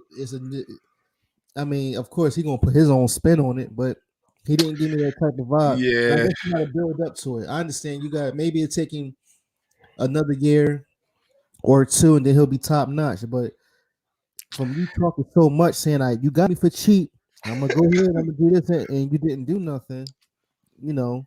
Yeah, I wasn't. I think he should have played it a little safer, just because he was being, compared to. I'm still laughing at System of the Knot's comment right here. He said the man got a full back tattoo. But I think when it comes to Kayvon Wallace, he sort of got caught up in that system with Jim Swartz and Doug Peterson not being able to get on the field. So, would I like him to kind of monitor what he's saying? But like you say, he's a young guy, and he's probably just tapped into first time in his life that kind of money. So, yeah, I think Candy McDaniel said it right. It's very hard to develop in the Philadelphia Eagles system last year. I mean, Davion Taylor was making plays on special teams. I thought he should have got more reps. Sean Bradley thought he should have got more reps. Kayvon Wallace, I thought he should have got more reps. For me, I don't know why the Eagles just didn't move on from Rodney McLeod. I think Rodney McLeod and Kayvon Wallace is 1A, 1B. I think they're the same player. So for me, it's like, well, I think they should have never put so much on to Rodney McLeod. Like they put too much responsibility on him, and that's why he's in the position that he's in now. Like I think he always needed help, or he was the help to help out. Uh, oh man, who just left? The guy we just got finished talking about him. Malcolm Jenkins. Yeah, so Mhm. He was the anchor to that whole defense. But when you leave it to McLeod, it was like, yeah. Like, Yeah, I didn't like that whole switch. Like they try to play the Eagles fans like, oh yeah, we're gonna let Malcolm Jenkins go, and everything that Malcolm Jenkins did, we're sure that Rodney McLeod can do the same, if not better. And I was just like, nah. I mean, number one, Malcolm Jenkins was. It's like injury was not even in his vocabulary, bro. Like the guy just right. does not get injured. Rodney McLeod, he has what two. He's coming off a torn ACL, so it's just. And that's the same thing with Jalen Mills. Like he said, you have to learn from the sensei, meaning Malcolm Jenkins. But at the same time, like he's very lucky that he even got that money that he got that he's dealing with the Patriots. And I'm surprised that the Patriots got him because he wasn't good. He was a safety in college, but when he comes into the NFL, he was horrible. And frankly, he was again just like. So I get it now. So you're telling me, as much as we had Jalen Mills and he was getting burnt. Oh man, he was trash. He was getting burnt that year. And then it was every time when he hits, he always gotta flex. Like yo, get back to the ball because y'all not, especially if you lose. Yeah. What's your point if you losing and you still flexing? What you flexing for? Get back onto the ball and try to win this game. That's what I don't like. And honestly, go ahead, my bad. No, I'm just saying I don't speak much. I'm gonna show you what I'm gonna do. You know what I'm saying? It ain't about all that. I'm gonna show you what I'm gonna do. Listen, I'm gonna rock you. I'm gonna rock you. You know what I'm saying? And after the hit, I'm gonna help you up and say how you like that hit. You know what I'm saying? But it's like that's just me. That's the mindset. You know what I'm saying? Because when you're on a football team, that's the thing. When you're on a football, I mean, when you're playing football, when you hit somebody or if you get upset, like there's no time to be acting gangster. You know what I'm saying? You're making all this money and you throwing your sets up, you know what I'm saying? But you're on a football field, everybody's seeing you. Like there's no I'm gonna see you at the bus and all this and third. Cut it out. You ain't gonna see me nowhere. Cut it out. This is football. Like you missed the tackle or you hit me hard and all that. Go to the sideline, just be like, okay, cool. I'm gonna get you on the next play. That's it. No, you're not supposed to take this as hard feelings. You know what I'm saying? So yeah, that's honestly that's why I'm kind of glad Jalen Mills not on his roster. I mean, I think for where the Eagles selected Jalen Mills in terms of value and what he his production was a hell of a pick. You know, when you talk about somebody 7th round pick, being able to help you out in the Super Bowl. He held his own in the Super Bowl. I just think he was kind of like Ronald Darby in the fact that you got to get over it. Okay, you did that in the Super Bowl. Now let's move on. I think I don't know. Jalen Mills always seemed a little corny to me. You know what I mean? Like you said, like bro, you just got burnt twice. Like you shouldn't want to be flexing. You know what I'm saying? Facts.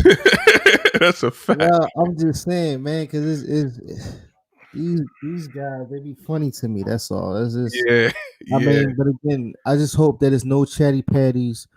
We don't need to be hearing no reporters. You know what I'm saying? Chatty patty.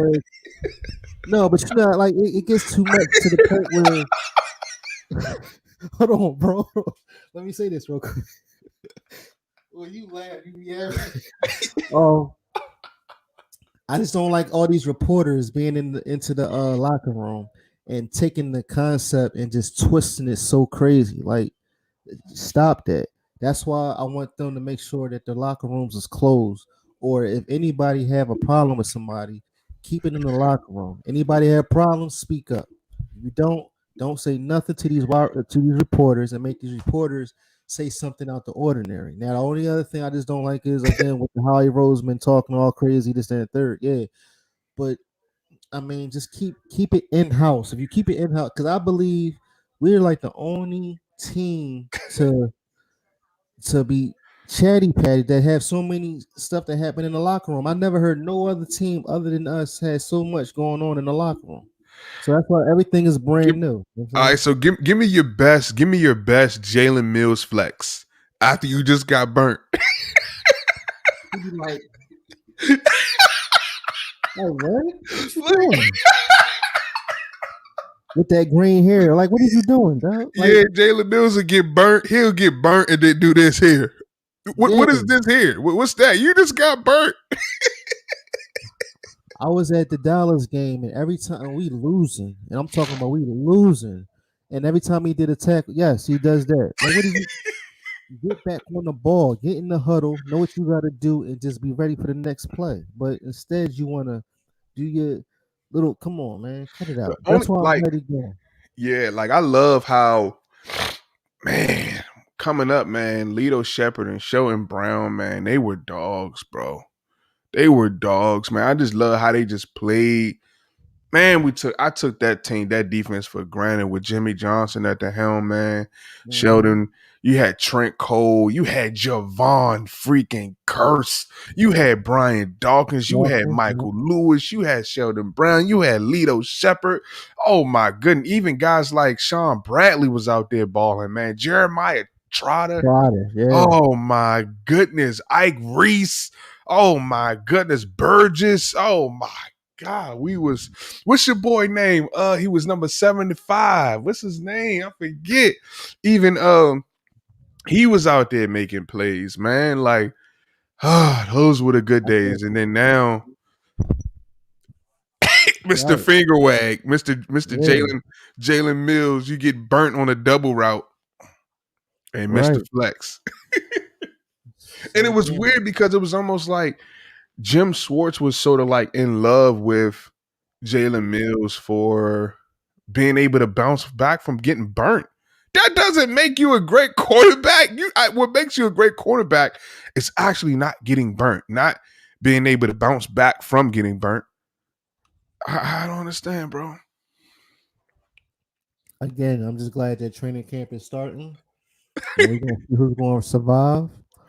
You know what I'm saying? And until then, and as long as Maddox don't become a cornerback again, we should be all right. Yeah, wag that finger. Everybody in the chat, all 6 of us, let's get those finger wags up. Let's get those finger wags up. Howie Roseman, you bet not take Kwity Paye with the number 12 overall pick. That's what I was saying. Jeez. I wish we had Kwity Paye. And guess who he went to? The Colts. But you know what? Kwity Paye is not going to be. Who did the Colts have that their defensive end was like really good? Forget his. Oh, Robert Mathis. He's probably going to be. Yes, sir. Yes, sir. Jonathan Cooper, Jaquay Parker. Yeah. He was a manic. Yes, sir. Yes, sir. Everybody throwing up the finger wags. Showing love to Jalen Hurts with the finger wags. I mean, Jalen Hurts. Jalen Mills. Yeah. I'm sorry, Jalen Hurts. I didn't mean to mess it up like that. I'm sorry, bro. I didn't mean to do that. I did not mean to do that. But yeah, man, coming up on, I'm sorry, guys. I'm snorting all in the mic. I do apologize. Coming up with Jaquay Parker and those guys and Javon Curse, man. Don't you guys just miss it? Don't you guys miss it? But I think this year is going to be exciting, bro. We're all excited. You know, it's a lot of reason to be excited whenever you get a, Heisman Trophy winner and on your football team, Jalen Hurts on your football team. Oh my bro, chosen the barber finger wag.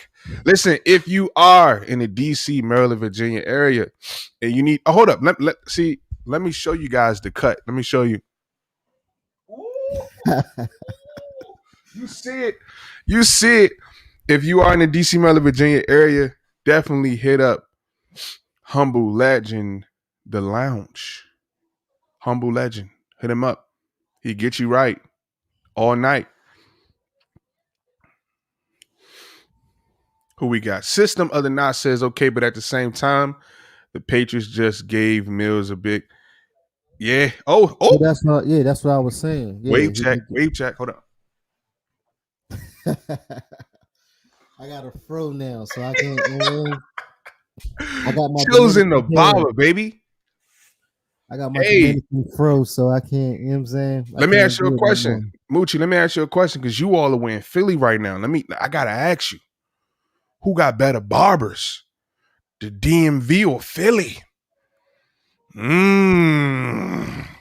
You got to come down here and let my brother cut you up one time. I'm telling you, you're gonna be trying to book him all the way from Philly, bro. Is that right? Yeah, I'm telling you, you got to go see the ball. I'm telling you. I mean, my man, he cuts my hair. He been cutting my hair since the 9th grade. You know what I'm saying? So, it's another barber that I used to go to. His name was Toot the Barber. So love you too, bro.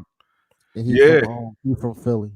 But yeah, I'll definitely check him out if I'm down there. Oh yeah, hit us on Instagram, and he also got a clothing line.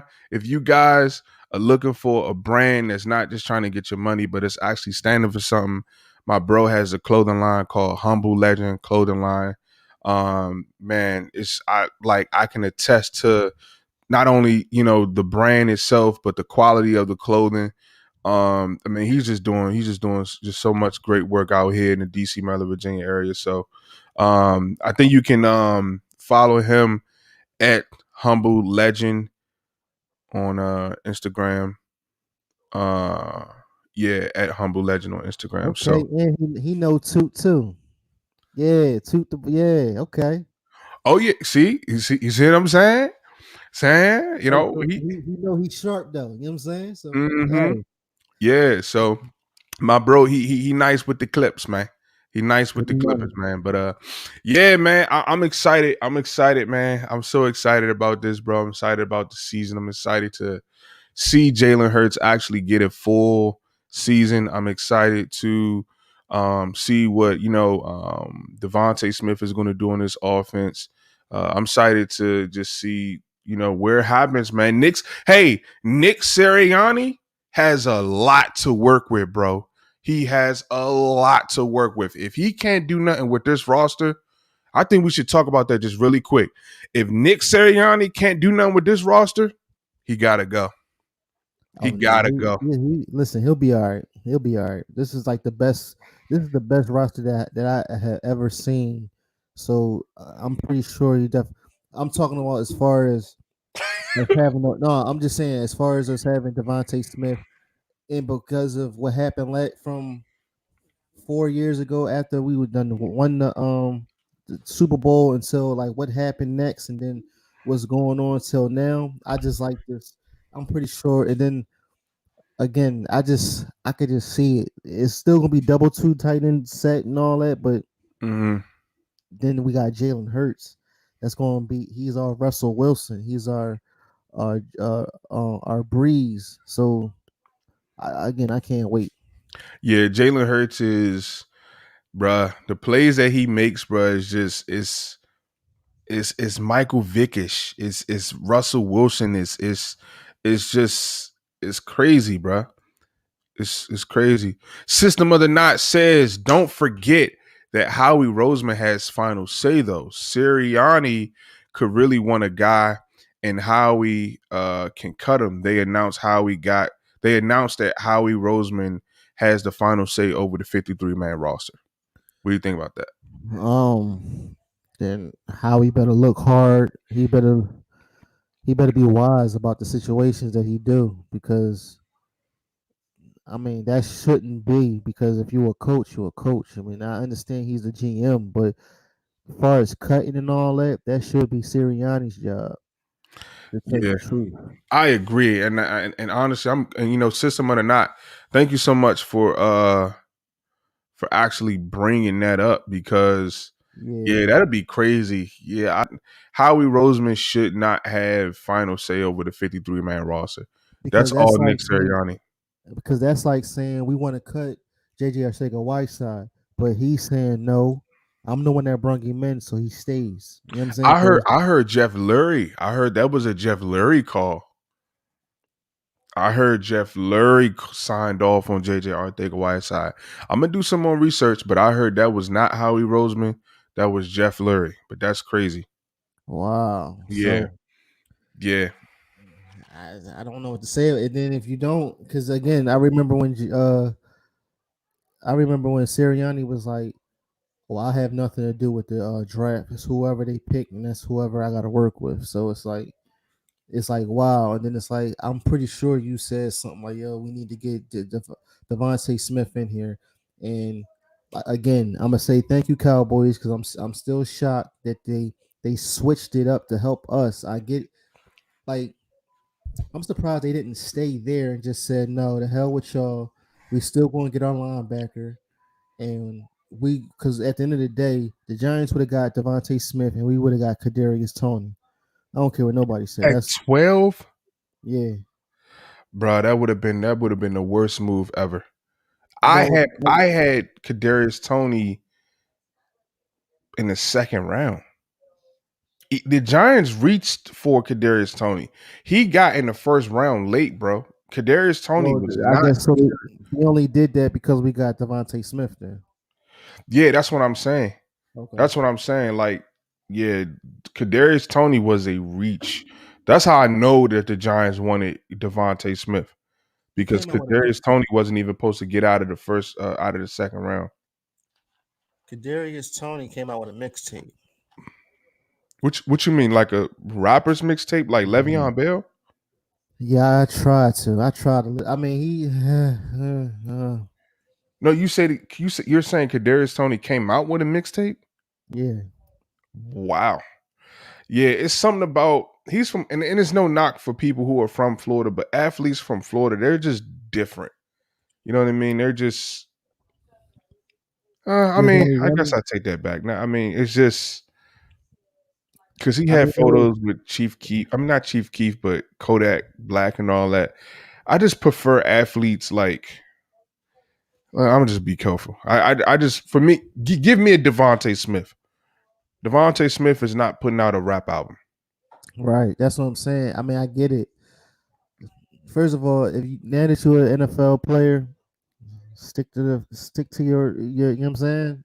Stick to football. All right, so let me ask you a question. Let me ask you a quick question. And system or not, we're going to get to that question, because honestly, I don't want to be a hypocrite. I don't want to be a hypocrite. I'm going to just go ahead and be transparent. Are we, when we say stick to rap, don't bring that, you know what I'm saying? Stick to football, don't bring the rap to the NFL. Like, all of your extracurricular, hobbies that you do in the offseason, don't bring that to the NFL. Can we also say, when it comes to like Colin Kaepernick and all of that, like, can we also be on that side too? You know what I'm saying? You see what I'm trying to say? Like, can we tell him not to bring rap into the league, but then also be, Colin Kaepernick, Black Lives Matter, taking, you know what I'm saying? Like, no, I mean, we still got to be affected because we still gonna be affected by it. that's okay. That's a great, okay. So, I mean, if you're gonna rap, if you Damian Lillard, all right, cool. Say no more. Rap as much as you want because it makes sense. But if I'm shining like this, I'm shining like this. I got jewelry on. Hey, I got jewelry on. Hey, like, come on, what are you doing? I want to take. Yeah, I feel you. I want to take I want to get to System of the Knot's question. He also said, shout out to Moochie and Pablo, System of the Knot, man. Thank you so much for rocking with us, man. It's already midnight. I want to put this out there. Come draft. I'm not draft. We're already past the draft. Come kickoff of this season, we are going to be doing the Bird Game Media Midnight Edition. We're still kind of working on getting all of that together. So for those, late owls who like to just talk Eagles football, after you done binge watched all day of all your favorite Eagle content creators, we're going to have something special going on. So definitely, subscribe to Moochie Robinson as he makes his way, as he crosses the 1,000 subscriber line. Definitely subscribe to his channel, but we're definitely going to do something. But his question was, or his comment was, I'm Appreciate starting that. to, yeah, my bad. I'm starting to dislike Lurie as much as Howie. The bystander effect, Lurie not committing the crime, but he's opened the door and let the bad guy get away and watch it happen. That's a very good question, yeah. Because at the end of the day, we always think that Howie Roseman is the first one to blame, but at the end of the day, it can be somebody. It can be the boss that doesn't say nothing or just say a couple of words and say, "Okay, now you deal with it." Like this is what I said.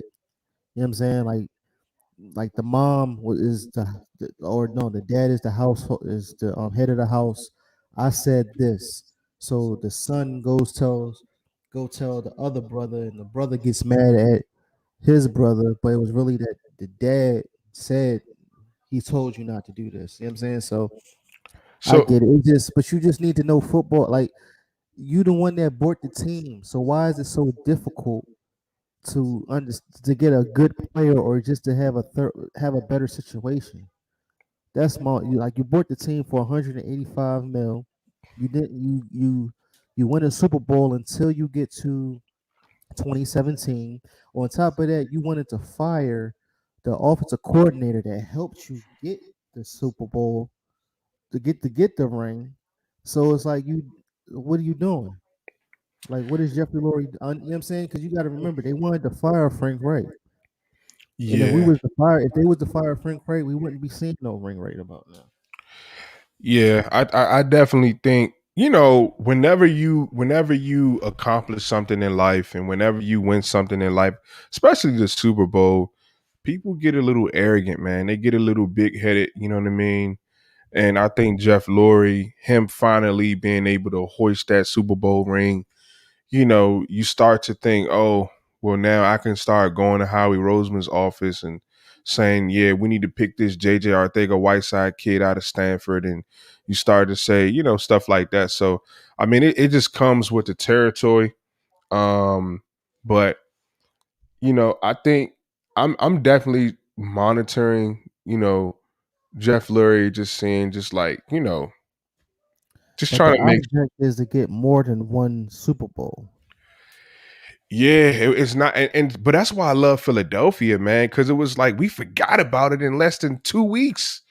That's why I love Philadelphia. Like, we're not settling for, oh, we beat the Patriots, that's it. Like, nah, like we need. I want that Tom Brady mentality. You know what I'm saying? Like, where 1 wasn't enough, 3 wasn't enough, 6 wasn't enough. I got to have 7, and you still see him playing for 8, man. Like, we can't get complacent. We can't be like, oh well, we won 1 Super Bowl. You know, that's it. Right. System of the Knot says, I'm honestly terrified of Lurie handing the team over Howie when the time comes for a new owner. Let me ask you this question. It's not this exact what you're saying, System of the Knot. I really appreciate that. I think it's kind of in the family tree of this question. Moochie, we were talking about this offline. I want to kind of really talk about it just really briefly. If all of these players work, if all these players that Howie Roseman drafted, if they get out here and start making plays and they prove to be great picks, does Howie Roseman stay or go? Devontae Smith wins Rookie of the Year. Landon Dickerson, All Pro. Does Howie Roseman stay or go? He go because he's gonna get more big headed. We need to just bring somebody else in. Thank you for your due diligence. But you got to roll. Thank You you know what for I'm this. saying? 'Cause- Thank you for the Super Bowl, and thank you for Devontae Smith. Wait a But minute. Before we say thank you for the Super Bowl, it was because of Doug. It was because of what's the guy named Douglas, the one he's the general manager over at for the Jets. oh yeah, for sure, And So but it was Howie's foresight to even give Joe, because Howie could have. But see, Howie could have been like, nah, I know you gonna, you can be a general manager. I don't want you to come to Philadelphia. But he gave him that opportunity. So I still think it goes back to, I give Joe Douglas the credit for Alshon Jeffrey. I give him the credit for Torrey Smith. I give him the credit for LeGarrette Blount. I give him the credit for Jay Ajayi. But Howie Roseman. People you just named. But that's 4 people you just named. Because I mean, he could have said no. Howie Roseman could have said no. But Joe probably put another bug in his ear. Listen, I'm trying to tell you, because of this, that, and third. And if that was the case, he would have never got the job for the Jets. Obviously, he did something well to come over to the Jets, and now look at what he's doing. Yeah. Please hear me. I'm not saying I would love to fire Howie Roseman and keep Joe Douglas. Let me just say that. Let me be very, very clear when I say that. Gotcha. I'm saying I knew. You got to understand, bro, how rare that is, bro, for the Eagles to bring in. Because at the time we brung him in as we brung Joe Douglas in as a player. He was like the player vice president of the player personnel department. We went to the Super Bowl that year. You see what I'm saying? So, I just if Jalen Hurts goes off, Devontae Smith goes off, wins Rookie of the Year, defense shows up, we get to the playoffs, and we make a run. I gotta keep Howie, bro. I know it hurts me to even say it. It hurts me to even say it, but yeah, that hurts me too. I mean, he drafted Jalen Hurts. Howie Roseman drafted Jalen Hurts, bro. He took Devontae Smith. He took Landon Dickerson, bro. Like the Eagles have 3 first-round picks. I gotta keep them. I'm sorry. Like I know it's tough, but I gotta keep Howie Roseman. If these players show up this season, that Howie Roseman drafted in the 2021 draft, if they show up, he bought himself another year. See, my thing is Howie Roseman he's no longer on a 5-year plan. He's on a year to year. He's on a cell phone plan, a month to month. Howie's on a month to month. He's bi-weekly. Howie's on the month to month playing with the Philadelphia Eagles. Yeah, this is also his last year. Is it Howie's Roseman's? It's his last year. Yeah, that's what I'm saying. That's why I kept saying, if he does good, do he stay for another 4? But at the same time, like, he got to roll. I get it. Yes, he got us all list, but or did he get us all list because he's learning? Yeah, that would be tough, man. If the Eagles go to the playoffs, bro, Howie got to stay. He got to stay. But let me ask you this though. Why is it that we want to go and get not an Aaron Rodgers, because he is a bad boy. He's a bad man. I get Aaron. But what's with the Russell Wilson chatter? Oh, he's 33 years old. Yeah, I'm hearing, the Eagles need to go and try to go and get Russell Wilson. He's 33 years old. He's an older Jalen Hurts. I just don't understand. I want to get your quick take on that. And this probably only because he won a Super Bowl. He got them back to the Super Bowl. Then he's well-rounded. He's everything that Jalen Hurts can be, but it's just that I guess only because he had more he's more experienced as far as winning the Super Bowl. He got them back, but off of judgment. They could have won 2, but just a little misjudgment that had happened. He can get you to certain spots, certain places, but I think that's the only reason why, to tell you the truth. Because again, like you said, they never knew what Jalen Hurts can do until after they seen the 4 games, and then it's like, okay, let's try to get a quarterback. But then after they wasn't successful, as far as with the Winston, Zach Wilson. No, the other one from the Texans. Watson. Yeah, when they wasn't good to get him, that's when they say, you know what, let's finally, you know what, let's just put the ball in his court, see what he do, and then we'll just work off of that. So that's why System of the Knot says Howie's last year, I promise. We could go deep in the playoffs and he still get fired. Then he'll go to another team as a general manager, do horrible, and never have a general manager job again, and we'll look like a genius. Red fire alarm emoji. So there's nothing that Howie Roseman can do this season to keep his job? Why don't we just fire him now? Okay. Ruchi said, okay. Because there's been too much of him not talking and then again, I believe as many interviews as they had and Nick Sirianni sitting with him at the table. Because at the end of the day, you know how if you hired me, so if you hired me at Bird Game Media and me or System of the Knot, right? And then you chose me, and then System of the Knot, he just goes somewhere else. And when you hire me to come and do a job, obviously over time, within a month, Moochie, cool, okay, cool. 2 months go by. Now I'm gonna give you my perspective. You know what I'm saying? Like, well, Pablo, if we do this, I know you always wanted me to do this, but if we do this, how about I can do this and do this later and make sure I can get this done, and I'll make sure I get that done in half amount of time. That's when you might say, you know what, you're right. Go ahead, let's see how it works out. So Sirianni and Howie Roseman sitting at the table for so long, like they had an interview with Dave Sapiro and saying who you going to get in this draft.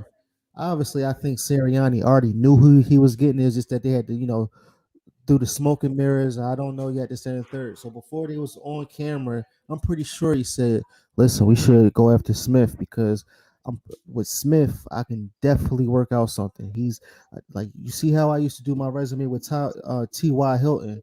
I'm pretty sure if we get him, factoring him in, I could do something with him." And Howie Roseman's probably like, listen, I'll do this one for you, but you gotta make sure you come off clean with this because we talk. I mean, I get it. He's a Heisman Trophy winner. We don't know if we're going to get him at the time we was at 6, and now we down to 12. I don't know if we're going to get him at 12. So what do we do? So Nick Sirianni could say, well, look, Cowboys is at 10. Sean Lee, he just retired. Listen, maybe we could swap, and you know what I mean. He still be there. Giants don't need a linebacker; they need a wide receiver. But guess what? I can grab them before they even think of getting them. What do you say? That sounds like an idea. So that's why, you know what I'm saying, that's how I see. Again, that's the same thing that could have did with Joe Douglas. Joe Douglas is behind the scenes, sitting right there with Howie. Look, I think you should get Alshon Jeffries. I think you should get Blunt. I think you should get Torrey Smith, and so on and so forth. So that's how I see it. But other than that, again, thank you for your services, but you can roll. Pink slip. Right. If you it's like what System of the Knot said. He's gonna go somewhere else, do a horrible job, and then never have a GM job again. But again, I understand that him and Jeffrey Lurie, they're best friends. So depending on what happens in this season, yes, he's going to stay because he did put that work in, and he got us 3 first rounds for next year. So yeah, I think unfortunately, as much crap Howie Roseman has put us through, I think those 3 first round picks on top of my thing is if Howie goes, I don't see Nick Sirianni staying. It's almost like they got to go together because it's almost like they really got to go together. Because what is Nick Sirianni really showing you that you can trust him? I guess we just got to wait till it all plays out. We got to wait till it all plays out. But I think System of the Knot says Stevie Wonder has a better NASCAR driving license. I'm sorry, Stevie. My bad, System of the Knot. I messed up. I messed your message up. Let me say it one more time. Stevie Wonder, a better NASCAR driver than Howie is a GM. I think that's pretty funny. That's what I was laughing at too. Yeah, he said Siri showing you he did better in 1 year than Howie did in 4. Yeah, man, if Howie Roseman allows, Nick Sirianni to do his job, I think, the Philadelphia Eagles are going to be, I think we're going to be A-okay, man. I think we're going to be A-okay. I'm excited for the season coming up. I'm excited, to see, how it all shakes out. I definitely think the Eagles are, as we bring this live feed to a close, this live broadcast to a close.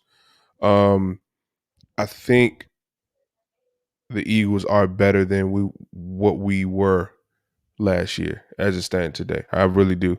I really feel like, and that's really all I was sort of hoping for, post draft, was just to feel like we got better, to feel like this team has taken a step forward. And I feel that the Eagles, we are in a better situation. We didn't have a number one wide receiver 3 weeks ago.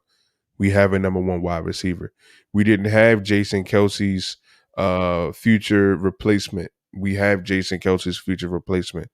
So when I look at it from that perspective, I like Moochie said, man, I'm just excited for preseason. I've never been excited for preseason football in all of my years of living. Excited to see excited to see what these guys are going to do. Yeah, man. Moochie, episode number 4, man. Another broadcast in the books. I'm sorry, brothers. This is the 3rd, but we will be going on to the 4th. The 3rd. Let me do my finger wag after a mistake. I'm gonna go ahead and do my Jalen Mills finger wag. One second. Who else? This was a success. Yeah, man. Shout out to System of the Knot, bro. He was rocking with us for 2 straight. How long have we been on here, bro? 2 hours and 15 minutes. No way. Yeah, that's what I'm saying. Look, I like it though. We got to get off. We got to get off before 2:16. I like the 2:15, baby. I like the 2:15, baby. Yeah. Because at first, remember how we had it laid down? We said we're going to talk about this, that, and the third. And surprisingly, we got 2:16. So that's what I'm saying. Look, it only feel like Mafia, 20 minutes. Man. Bird Gang Mafia, man. Big Mooch, Pablo, man. We here. I just love, connected with Mooch, man. Great guy, man. Go run and sub up Moochie the Report, please, man. This guy giving out platforms, helping young creators like myself getting established, and just being able. We just love talking ball, whether it's from the 2 people, 200 people, 2,000, 20,000. Always going to talk that ball, man. And Moochie, how excited are we, bro, just to get started for the season, though, man? It's going to be. I mean, listen, I'm going to tell you, for one, it's a blessing because, again, I met you out of nowhere as far as, I'm saying, just looking at your videos. And please, everybody go subscribe.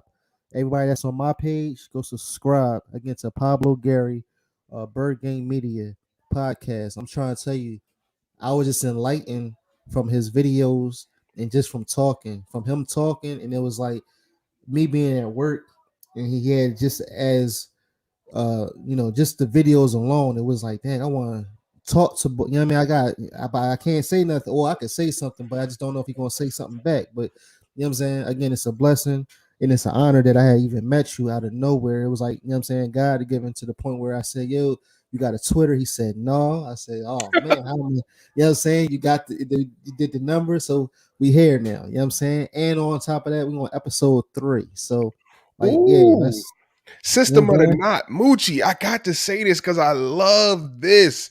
I got System of the Knot. Can you just please give me the privilege to use this tagline?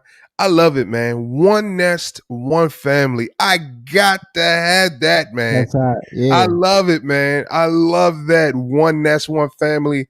And that's sort of what I feel like, Moochie and myself sort of represent, man. Just talking about the Eagles. Yes, sir, man. He said all yours. It reminds me of Andy Reid when he's like, time George. All yours. Hey, and I'm definitely going to credit you for that. I think that's a very, very good outlook, man, especially for content creators, man. One nest, one family. Bird Gang Media, Bird Gang Mafia, one nest, one family, man. It's definitely been a pleasure hanging out with you guys. I hope we, sort of provided some value to your life. You know, I know the world is crazy. You know, there's so much going on. Sometimes a brother just need to rap to his, you know, to his Eagle brothers, man, across the world, man, wherever you guys may be. Definitely be safe. You know, be careful out here.